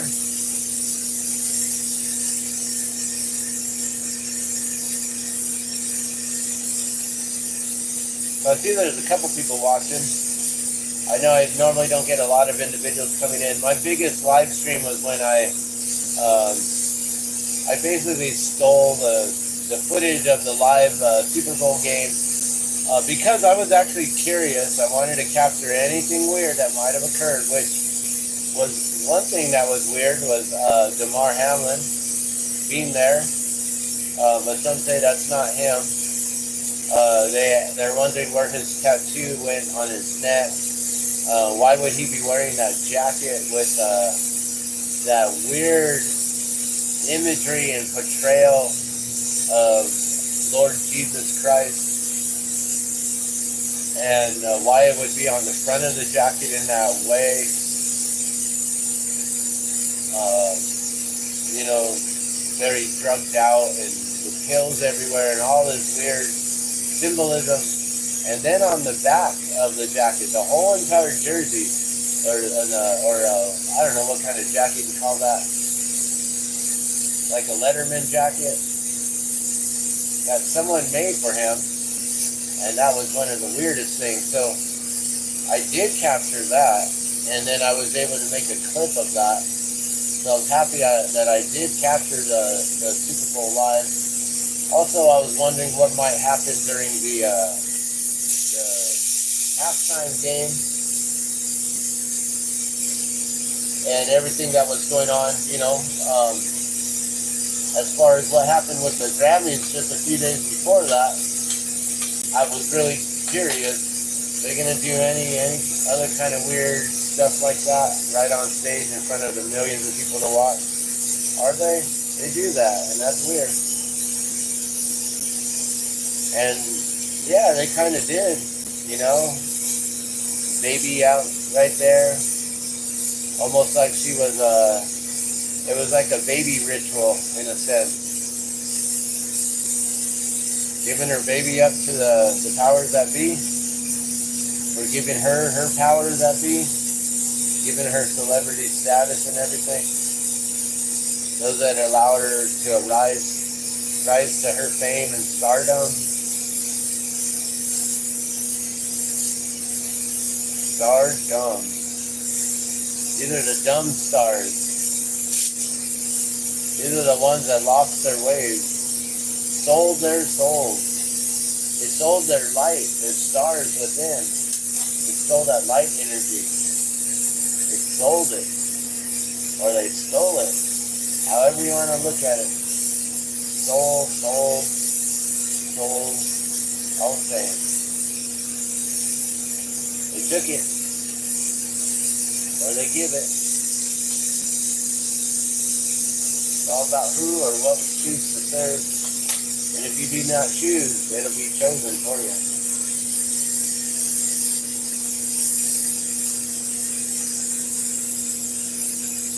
I serve the water here. I'm going to be like the Lorax. He speaks for the trees. I speak for the water drops. I speak for the drops. Because we are all drops of water in this vast ocean of life. And water is life, and every drop counts. I speak for the drops. And if I speak for us all the drops in this vast ocean of life. We're all drops of water. And water is life. And every drop counts. That means that you count, I count, we all count. Every eternal individual soul on this planet counts. But then again, it's all about whether each individual eternal soul makes it count. Do you make your life count? The things you do in life, do they really count? Do they really make other people's life more better, more enjoyable, more comfortable while they're here?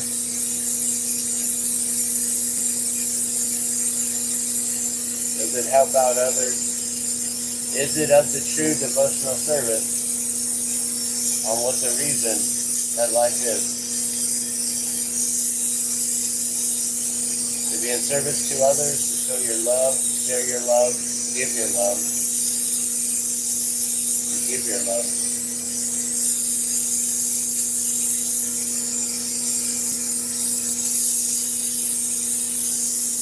All back to Creator.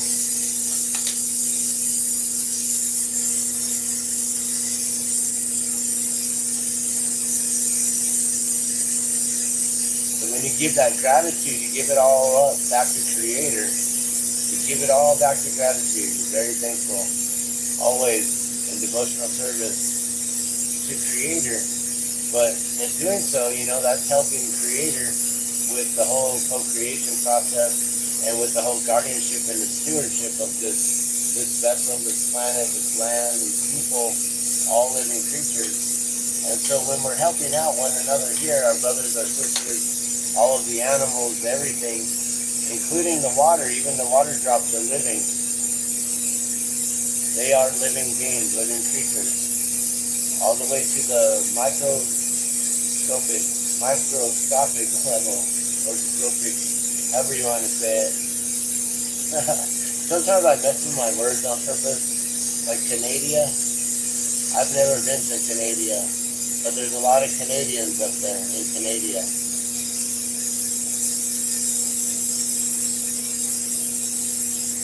Not Canadians. Canada, yeah, Canadian. They're Canadians from Canada.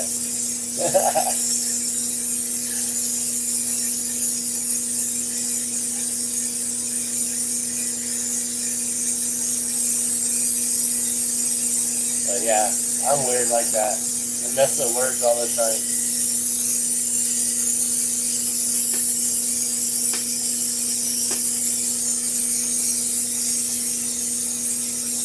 It's like forgiveness.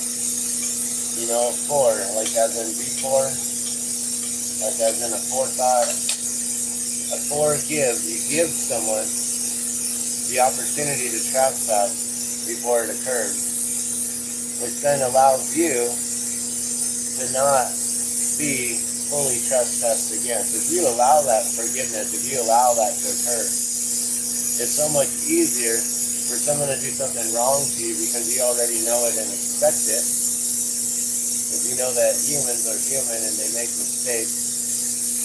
And so you've already given them that opportunity to make that mistake. It's a forgiveness before you've given it to them. But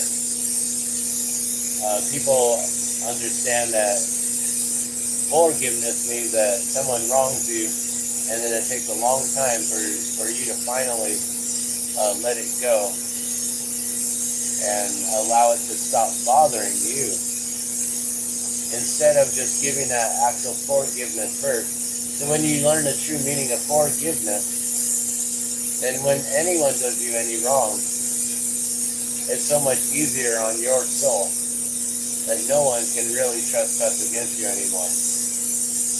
And that's one of the keys in being able to really bring heaven down to earth and truly live in that way, is by understanding those simple things like that.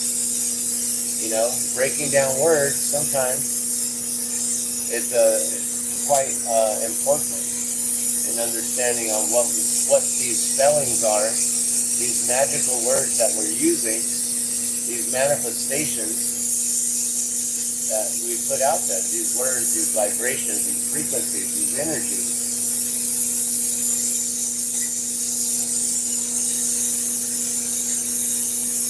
When we can come to that communal understanding of that, understanding forgiveness, then you won't have a lot of people retaliating and hurting one another. You won't have individuals being like, well, I'm going to go and do this or do that or whatever, you know. And it's just all about, it is as it is. So shall it be. As it is, as it's been written.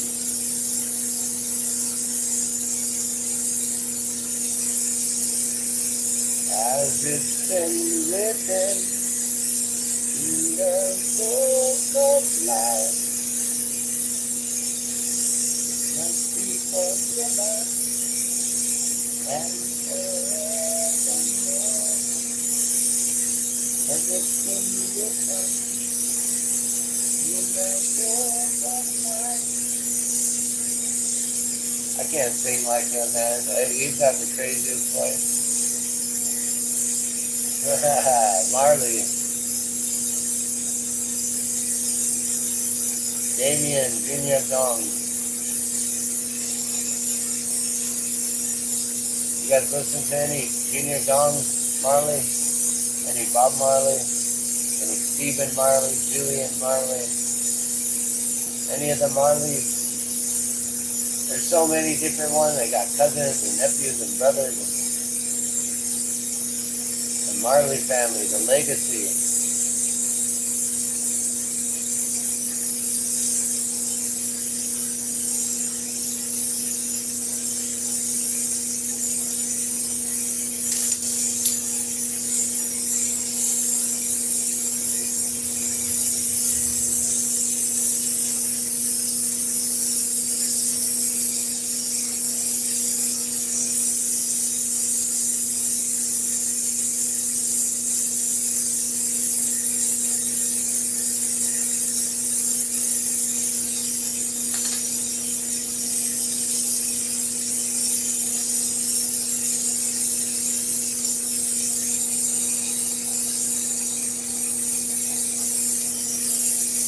I see you. It's like a protective all-seeing eye right there. All protective eyes turn water drop. It's like a water drop protection amulet here that we're working on.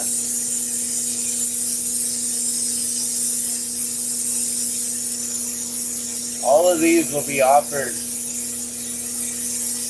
in a way that they will then become sacred items, and then when they leave my hands and they reach their destination, then they're going to be gifted out in a very sacred and spiritual way through ceremonies, and it's a beautiful thing to know that I have left this legacy behind already, even though I'm not even gone yet. This has already reached the world, around the world, and I've come to a realization that, in understanding history and through all of my knowledge and learning and everything, with glass and glassblowing and ancient times and things like that, we know that glass has been around for ancient years, for thousands and thousands of years, and that the ancient Egyptians, those from the Chinese, probably the Chow Ming dynasty back in the day, that they were already making glass. And how did they know this? It's because that they have found glass that dates thousands and thousands of years, because glass never really does seem to break down. It's one of these magical things that right here, what you are seeing is a true magician at work. This is true alchemy right here, of using fire, using air to manipulate the flame to get it hot enough and precise enough to be able to heat up this glass here in my hand and form it and mold it and shape it from a protective eye amulet into a beautiful ocean in the drop pendant here. And these are going to be around for thousands and thousands of years. Now, archaeologists in the future will find my glass around the world. That's the crazy thing. It's like, some glass blowers, they work in their cities and their home states and their towns and their communities. Maybe they'll expand out nationwide. Some will maybe ship out to across the globe. And yes, even those pieces will also be found.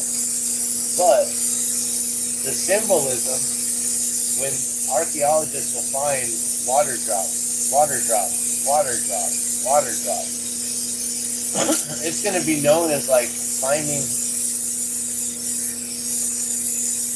I don't know, like, the symbol for,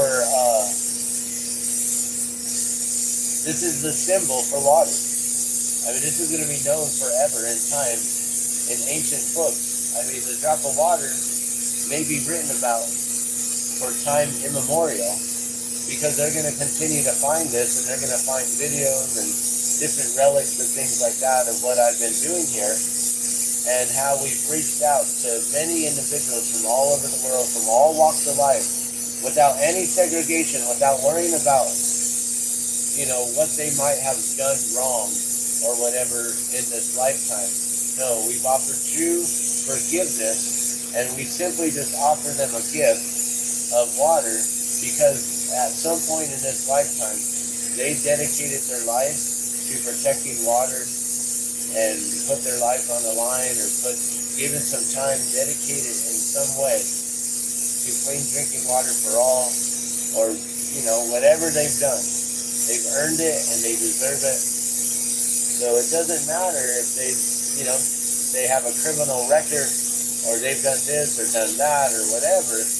If they were true water protectors, they were there on that mission to help fight for clean drinking water for all at some point in time, then that's what I do. Is I simply will honor them by saying thank you. May I please gift you with this for your time and your dedication to protecting Creator's water. I don't even say our water. It's Creator's water. And we've been given the permission to be responsible over it or not. And if not, then it will be taken from us. And right now, we're on that verge where we are not being responsible for the clean drinking water, and we're allowing for many corporations, companies, different entities. We're allowing our president right now to get away with not doing anything for East Palestine residents or anyone downstream of the Ohio River, which eventually reaches to the Mississippi. So we all need to get on the ball and figure out how we can get him on the ball. And our whole entire, everyone who's sitting in some sort of power within office in some way, if they have any ability to make change right now and to fight for clean drinking water, then we all need to come together as one common unity, a community for clean drinking water to be done.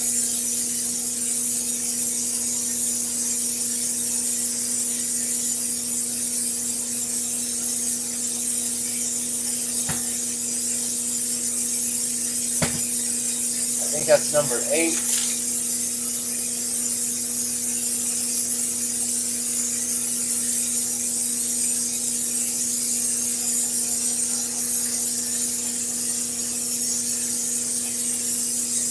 Almost 11. Cloudy. I thought I was going to leave. I really want to just get 11 of these done before I walk away from the torch today. Maybe this afternoon I can go and take care of what I was supposed to do earlier with the yard job. I can see clouds are moving in though, so I really don't know if later will be a good opportunity to do so. I might have missed the boat there. Might be letting my client down. But I have this client as well here, and this is an actual rush job. We need to get this done. Weeds are going to continue to grow back all the time, all day. It's continuous, and if I don't show up today, they're still going to be there tomorrow and the next day, and I can always go back and get them. It's not like they're going to get out of hand all because I didn't go for one day. But this order can be late if I don't get this done, and I'm hoping that it'll be completed by tomorrow. Maybe I can get it shipped out early Saturday so we can get it going. If not, then on Monday, which is pushing it because they need to get up there ASAP for World Water Day, which is March 22nd, and then they'll be going headed to Niagara Falls, and yeah, that's going to be a beautiful thing. And the individual who's running that campaign up there, I'm just going to allow him to do his campaigning and speak for it himself, so I don't say anything wrong or mess up anything on what needs to be said for the campaign or what shouldn't be said. So all I know is I'm just applying these here, and I'll make sure that I put them through my own ceremony and prayer here before they actually get mailed out and reach him. And then they'll do more ceremony as well, and yeah, this is going to be a beautiful thing. And hopefully for years and years and years to come, for decades to come, if this truly does pan out for what it sounds like it's supposed to be, then I can see this panning out for decades to come. And I may be able to finally start training others in doing this to help me out, and to be able to start to employ others and actually help others with their whole livelihood, you know, to be able so they can support their families, their loved ones through this beautiful employment of which has a beautiful cause of protecting the water, thanking the water protectors, and this is a gift that keeps on giving. It comes straight from the heart, goes right to the heart. Excuse me.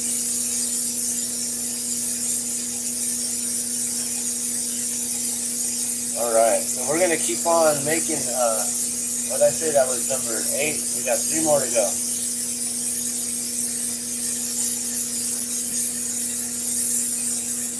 And I know this video is long. It's a live session, so I figure I'll just keep it going for as long as I'm able to. And you know, we can keep talking about different things. One thing that we didn't mention yet was the January 6th.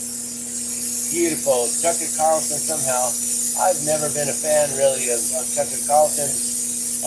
You know, the way that he speaks just really is hard to get into. But, you know, he's got the whole, he's got his boy in office now. And he passed over the videos, the footage, right, to Tucker Carlson. And they're going to try and say that these are all doctored or whatever, and they're fake, and they're going to come try to create some hoax videos or whatever, you know, but I'm really hoping that these are the true, legit, real videos, and he's going to just keep on coming out with so much more and so much more. True, honest videos that it's going to be too much for them to keep up with as far as trying to create deep fake after deep fake after deep fake. However, how easy is it for them to make deep fakes these days that we really have to be cautious and wary on certain things that are being said and stated, on what is truth and what is not. But from the get-go, on what I saw, that looked staged, working on film, working on set. That definitely looked like there were actors and there were fans to keep the extras and the actors cool. And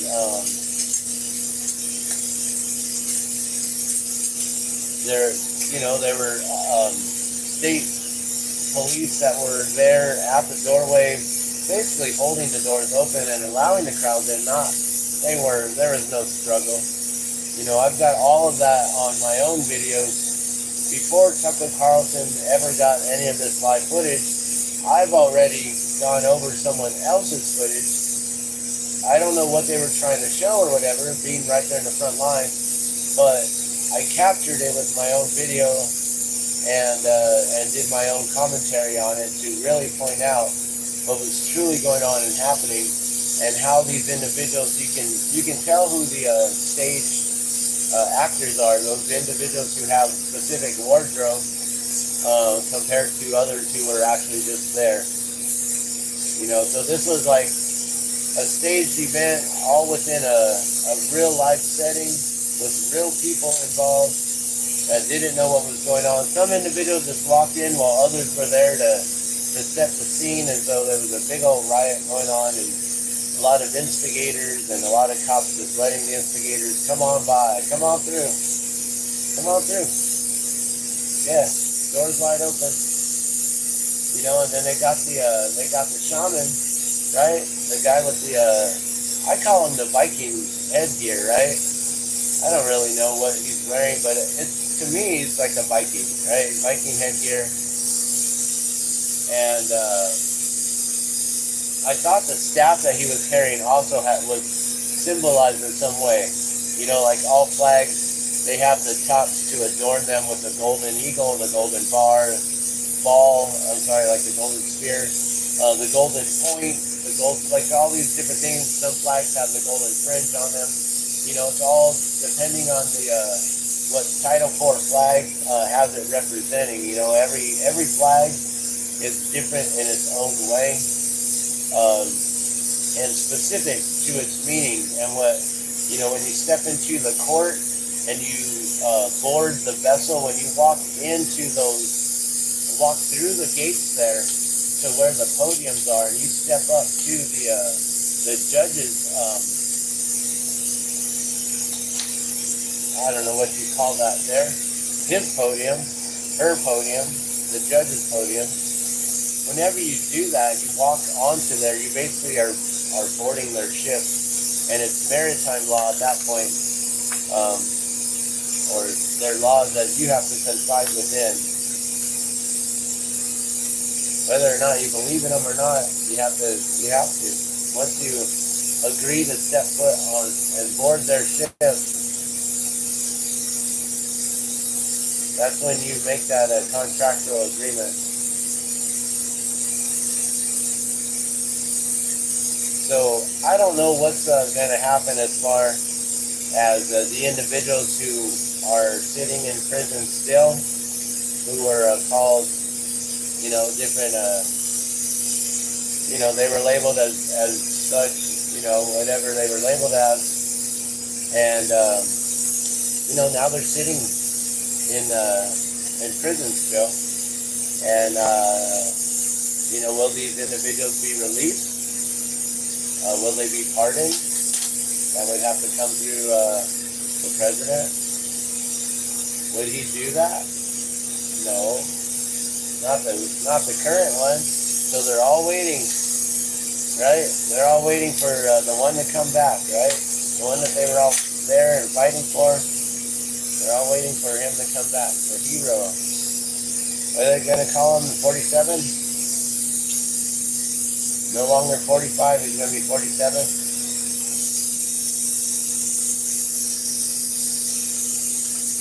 You know, there's a lot going on right now, and he's going to use it to his advantage, especially this file, this footage, everything. Oh my God, this is going to be crazy. So I think he's going to be number 47 again, and then after that, then we should have a female coming in after that.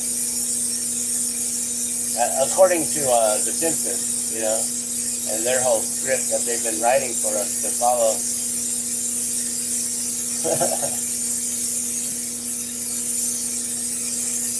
Remember the Viking dressed up as Groundskeeper Willie?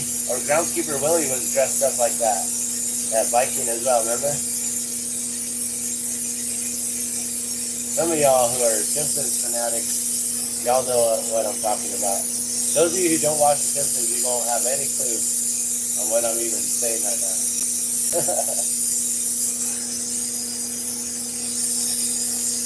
Like what? What do you mean? Who's Groundskeeper Willie?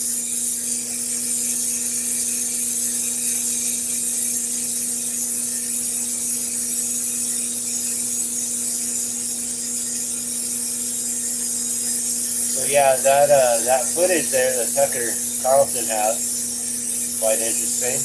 It's also quite interesting the individuals in the White House and their reactions to it, and their public statements that they've made, telling people that it's a farce, it's a lie, don't believe it. He's stirring up a whole new narrative. It's like, no, he's just showing you what the footage is showing, and this is what, you know, the public should be allowed to see, is the truth right there for them to then decide on their own.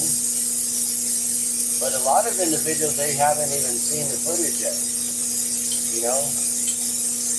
There's individuals who watched this here, and they were talking about the guy, QAnon shaman guy, the Viking, they were calling him I forget what it was, something, oh, I forget now.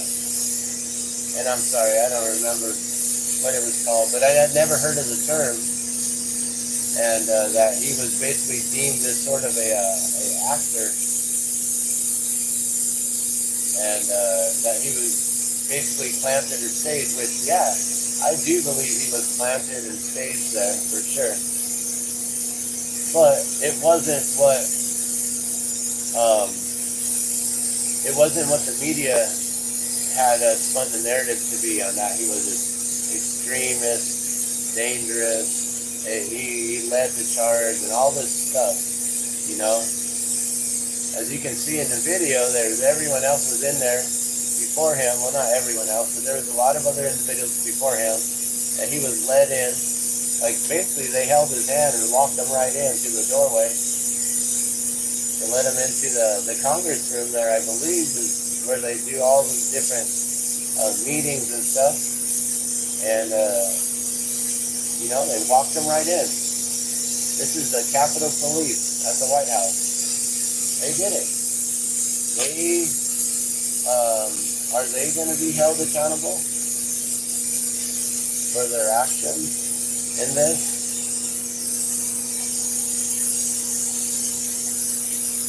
I don't know. But I'm really happy that truth is finally being revealed. You know, it took a lot of, on my part, to really just keep my calm and my cool, knowing that all these individuals were calling me out back then and telling me, like, how dare you have a whole different narrative and opinion on it. Because you can see in a video that I created that I called it that it was all with actors or so. I don't even remember what I titled it, but that you can see that pretty much is all staged and a bunch of actors. Because the way I saw it was from my own perspective of being on the set. I've worked on some scenes where we've done riots, and when you do the riot scenes, it's like full chaos. People can get hurt and do, you know, and I do my best not to ever get hurt. I don't think I've ever been hurt on set. You know, I never twisted my ankle or, you know, anything weird while running in a crowd. You know, if anything, funniest thing was I slept through a scene. They're all action, and I didn't even get up to run with the crowd. But that was on one take for Scorch Trials. And during that time, I don't know if you guys see that movie Scorch Trials, where the helicopter's coming in. They start playing the music, and they're like, "Uh-oh, that's the signal. You got to get out." And they're about to blow it up. And then everyone goes running.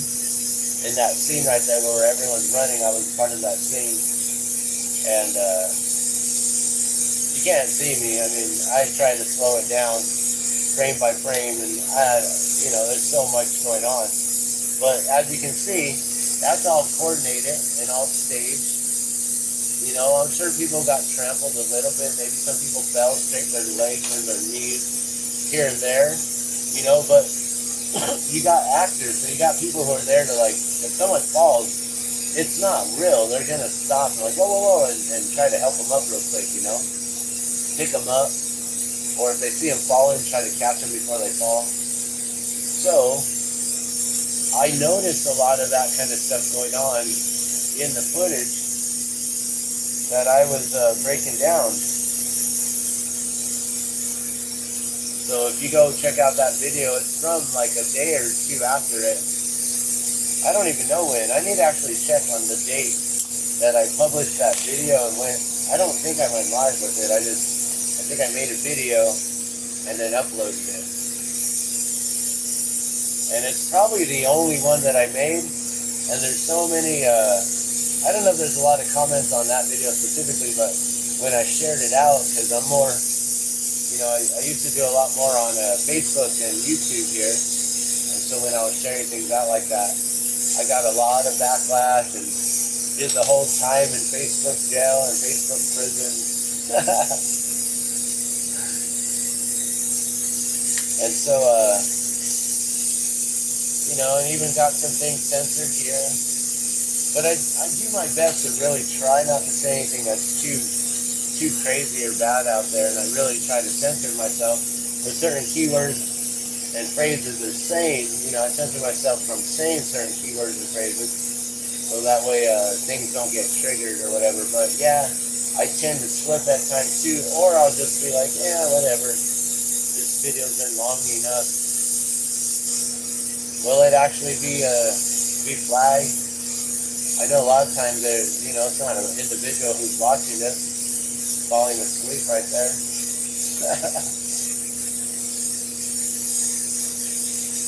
And if I don't have a lot of viewers, they don't really care. They're like, this guy's not reaching out to anyone. Like, what harm is he gonna do, right? So, until I get that huge subscriber and the viewership, like I'm not too concerned about if I make a few slips here and there. And I'm not monetized.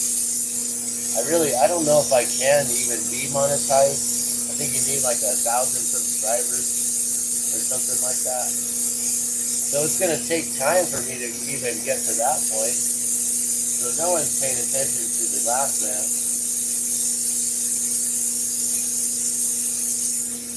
Besides, maybe they got someone hired, like I said, to watch every individual who's slowly coming up or have said certain keywords, or they just know me from different things that I've already done in the past.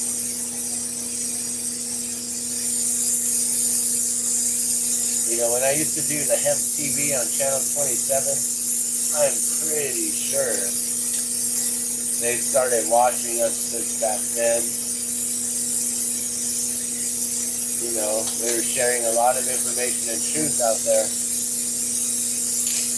about the legalization and everything. And back then, they called us conspiracy theorists, and you guys just want to smoke. It's not medicinal. It has no value or whatever. It doesn't do anything. There's no industrial hemp uses or blah blah.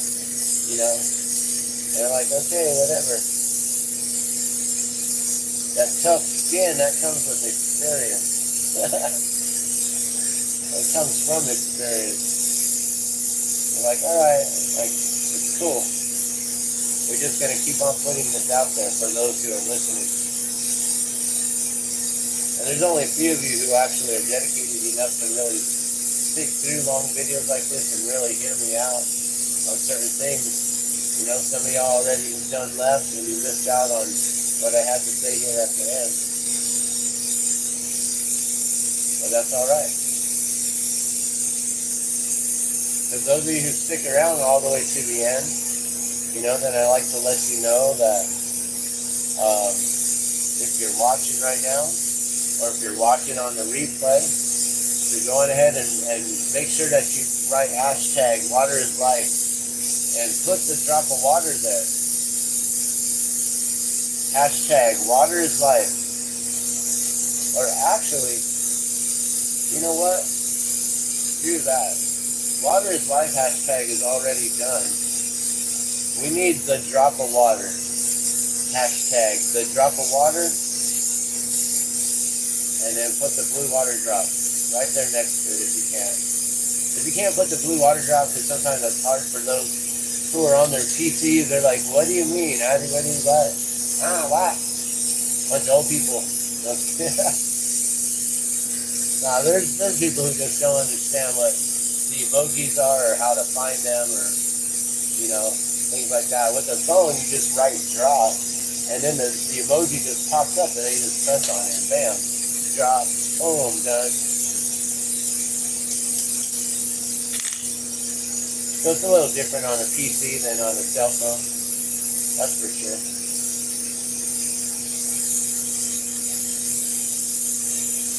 So yeah, make that hashtag right there. The drop of water with the blue water drop. And if there's several water drops, you can do that one too. Whichever one you like.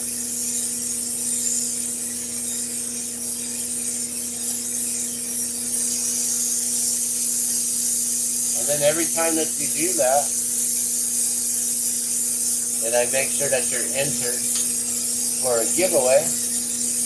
And being that we're making these, we'll be giving away one of these to a very lucky viewer who simply puts that comment. Hashtag the drop of water with the water drop. Thanks for doing that. Thanks for playing along.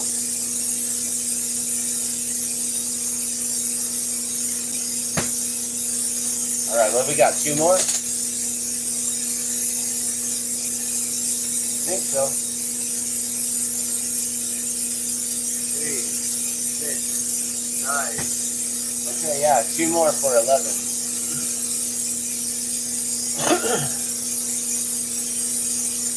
Okay, here we go. 11:07. Let's see how long these are taking there.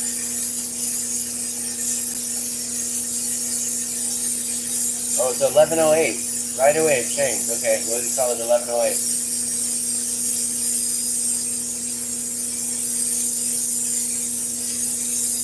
I don't know if that clock is right. I don't know if that clock is right. And I see our signal keeps going out, which means I don't know if our signal is good. My picture right here looks awesome. It looks great. But our signal may be bad. Clouds have moved in.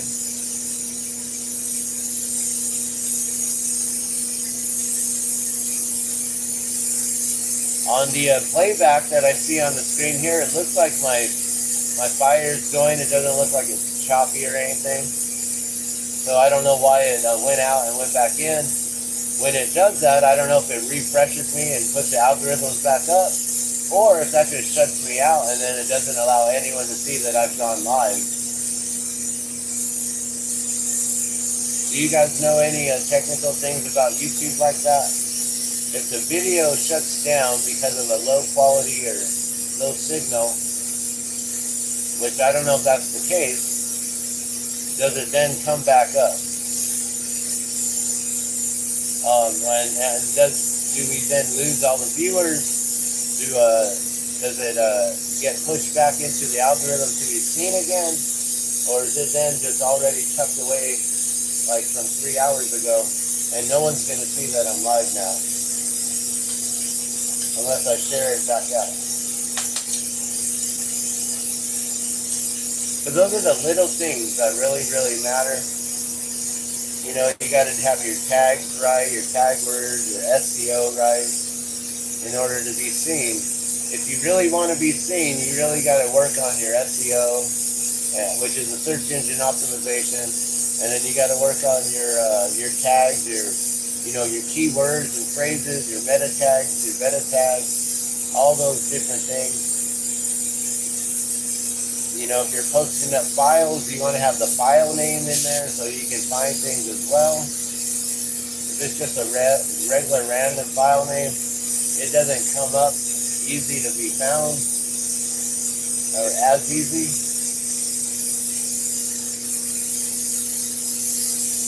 So those are little tricks that I learned. Business 101.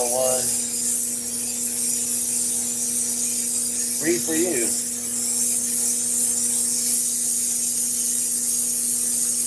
I have to pay tuition every day to get that knowledge.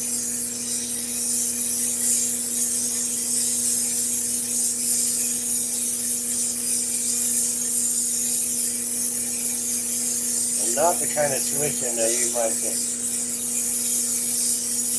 I had to basically do devotional service every day, helping with running and managing a business and an ashram, keeping things together. It was a very beautiful time in my life.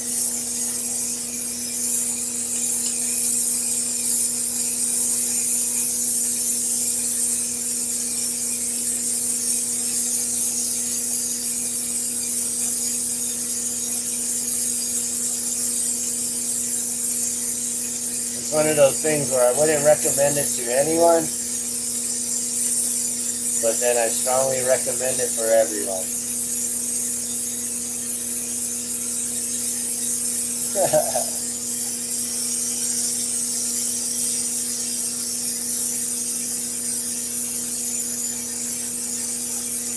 If you want to get put through the ringer to learn some of the most amazing things ever, yes, have at it.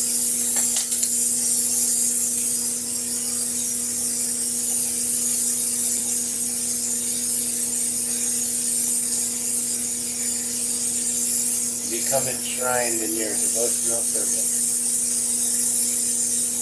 Helping others,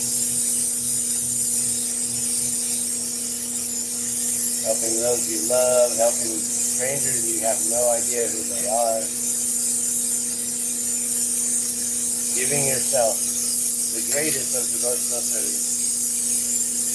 Alright, we got 2 more to go, guys. And I might be talking too much as I'm trying to time this. It's now 13 after, so it's been 5 minutes. We got the color on and we're melting it down. We're probably at 5.5 minutes, almost 6 minutes here.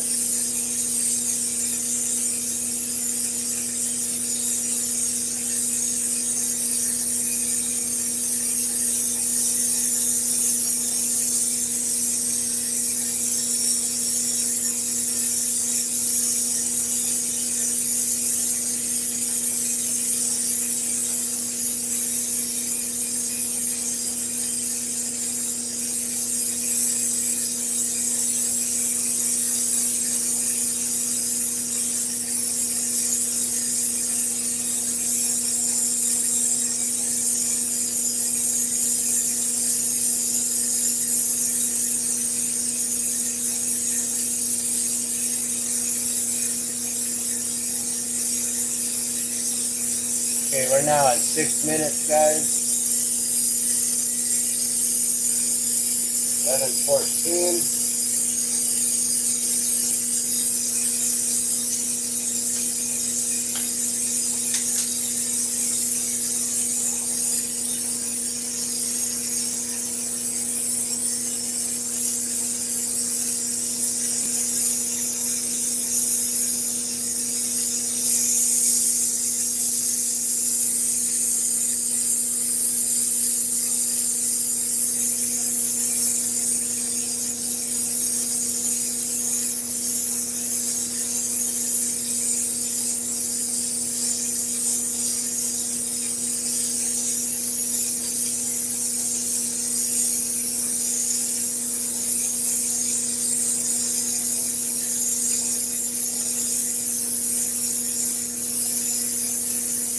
Seven minutes, guys. Try not to really talk too much. I'm really trying to just see how fast can I get this done. If I can get these down to 10, that would be amazing. But they've been getting at about 15 minutes, give or take.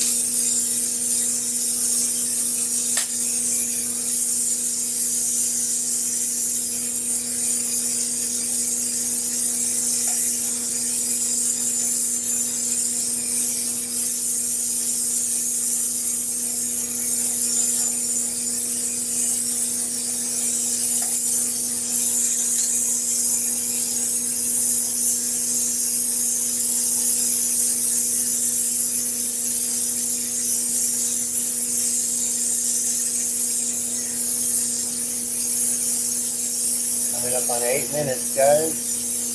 Oh, 8 minutes right there.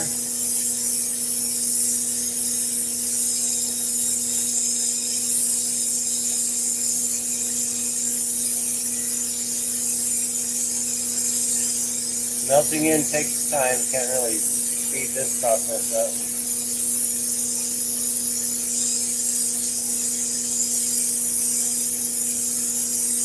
Best thing to do is just keep the flame right on there as you spin it around.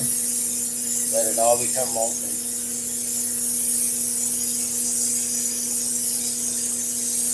Get rid of that dimple that's in the front, or the nipple there that's pointing out. The bump basically of from when you pulled it away from the rod. It leaves like a Hershey's Kiss. It turns into like almost like a starry shape. You got to melt that all down and round it all the way to the point to where it's nice disc. You want to have it nice and smooth. You don't want to have it to be kind of flat or bumpy in some spots. So you really want to take the time to get that heat in there.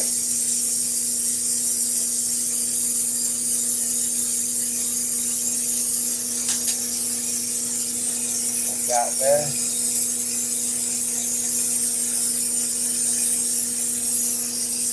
Then Attach this to the opposite side of where the glass was all connected together.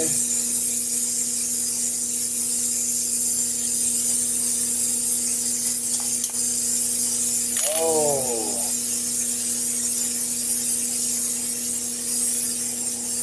the whole entire punchy snap. This is not going to be a quick one and take only 10 minutes. Jeez. I gotta melt this whole piece off.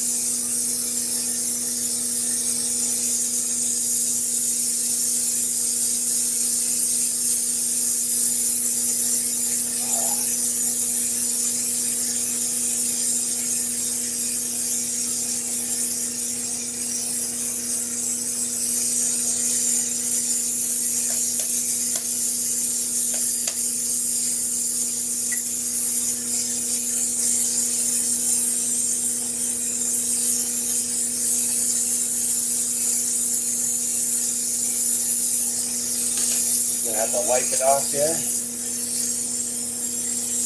I'll get another piece of scrap glass, or a punchy basically, after pulling off that big chunk. And I'll just come in here and use another piece of glass to wipe away and remove a lot of that excess glass there.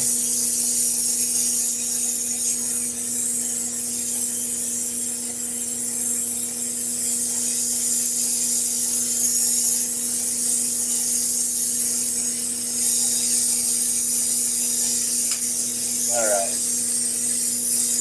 then we just melt it down, and we'll flatten it, and we'll help it out.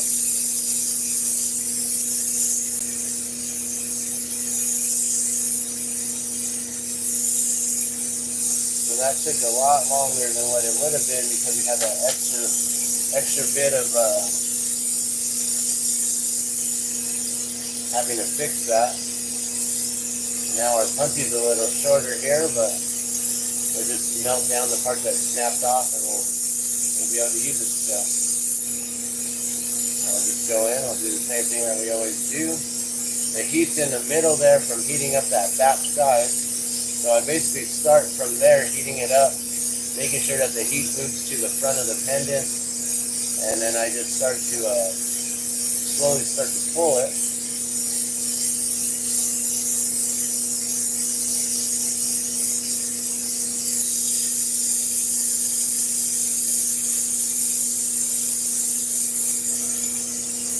And then we just heat it up again in the thicker spot here and try to get it to do a gradual pull.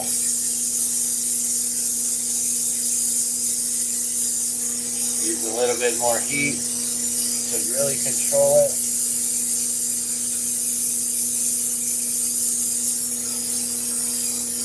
And we'll thin out the part that's going to become the loop.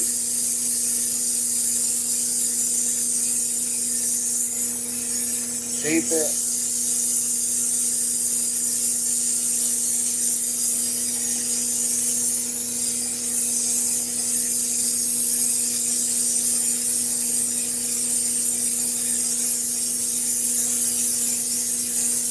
I'm going to melt down the punchy real quick so that way I can just use it next time right away. We're already off on the quick time here, so we're just gonna get things ready. Let me do a time check. It's now 21 after, so it's been over 10 minutes, 13 minutes. Started at 11:08.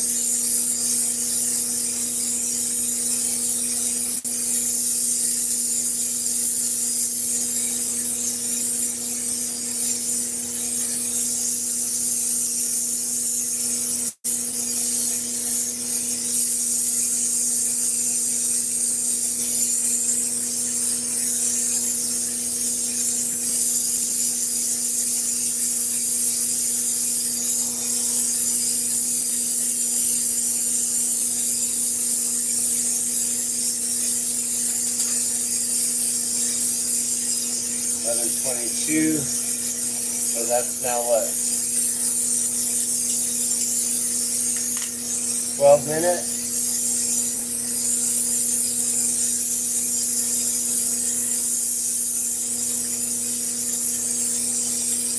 A bit of that punchy was left over on there. I'm gonna melt it.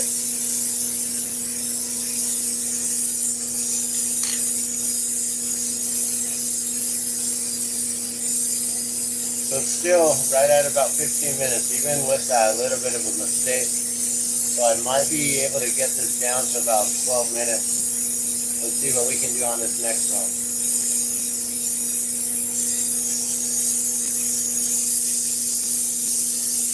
Alright, get this in the kiln.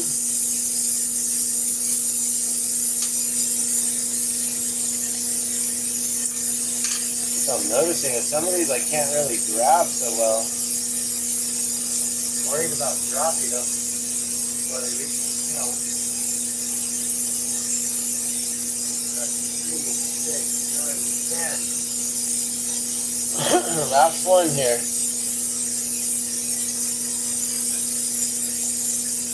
Alright, before we do this,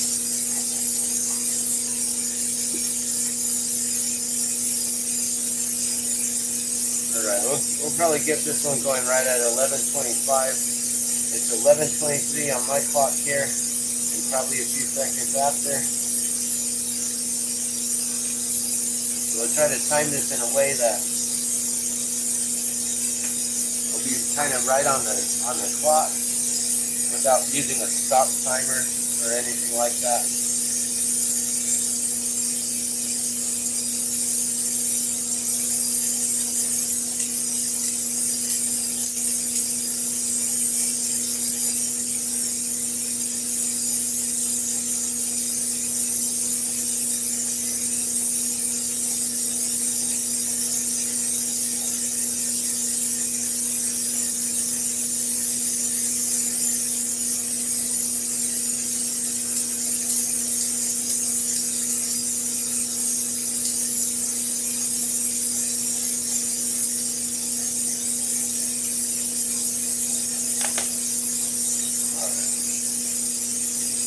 Try this again. Uh-oh, I was supposed to start right there.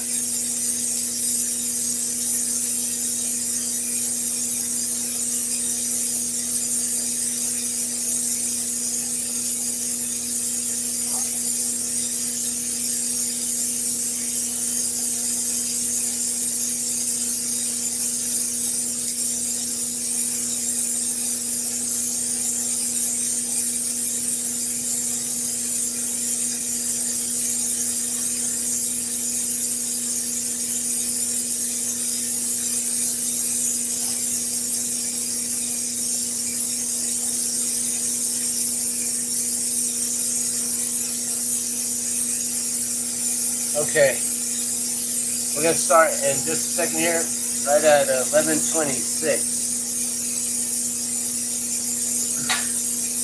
Well, there was no water in there. Alright, 11:26, here we go.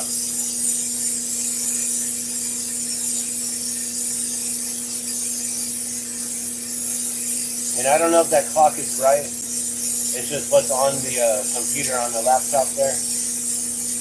And yesterday it actually went out, and I have to reset it. It resets itself to January 1st of 2011. I keep going back in time every time. I'm like, whoa, we're back in 2011. Imagine that, before 2012 and everything. The years leading up to 2012, it resets itself to that first month of that year. It's weird. Alright, so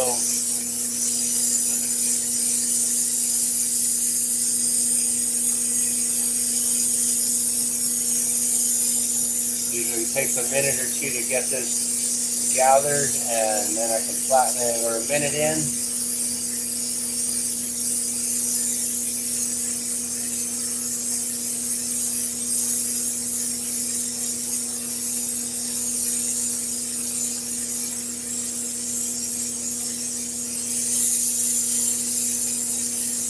Usually in the first 5 minutes that it takes for me to get it all flattened with the color on it.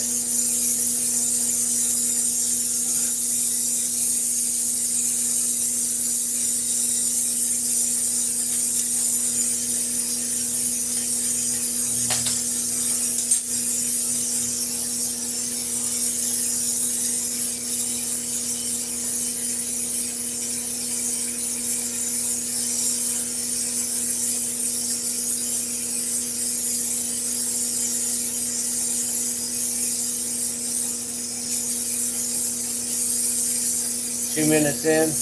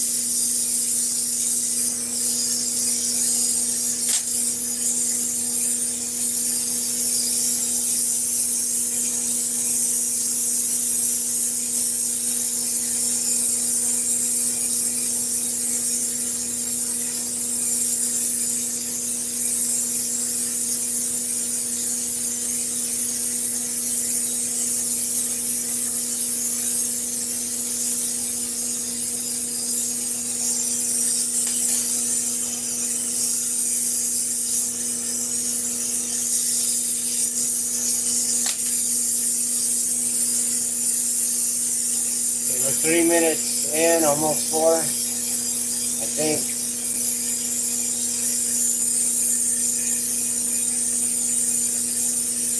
4 minutes.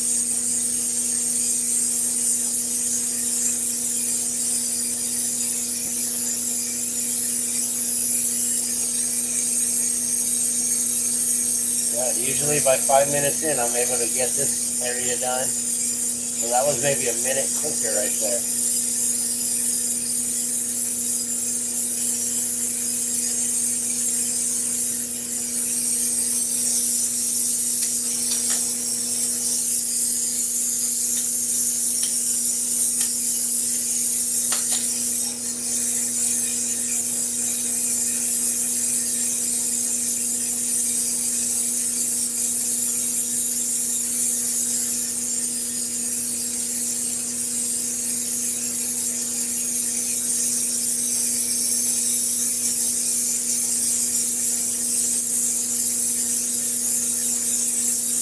Minutes.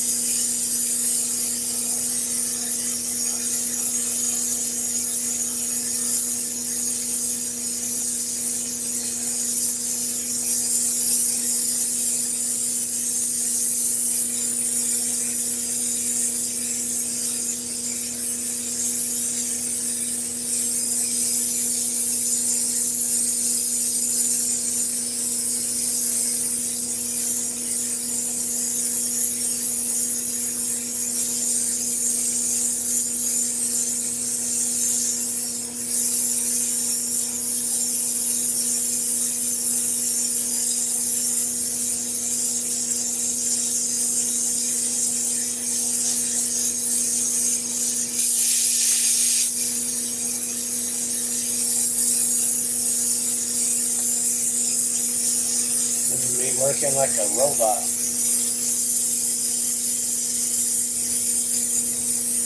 Trying to be as efficient as possible with the heat, where I'm touching it, how much I'm spinning it.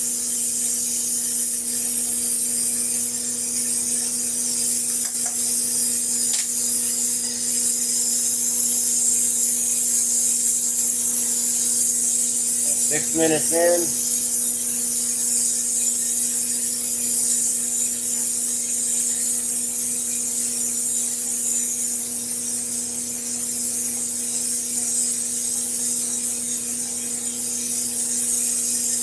And this always takes a moment.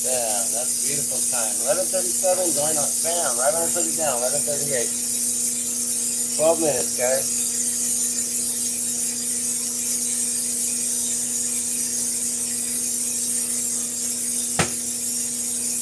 All right. So that should put us, or put me to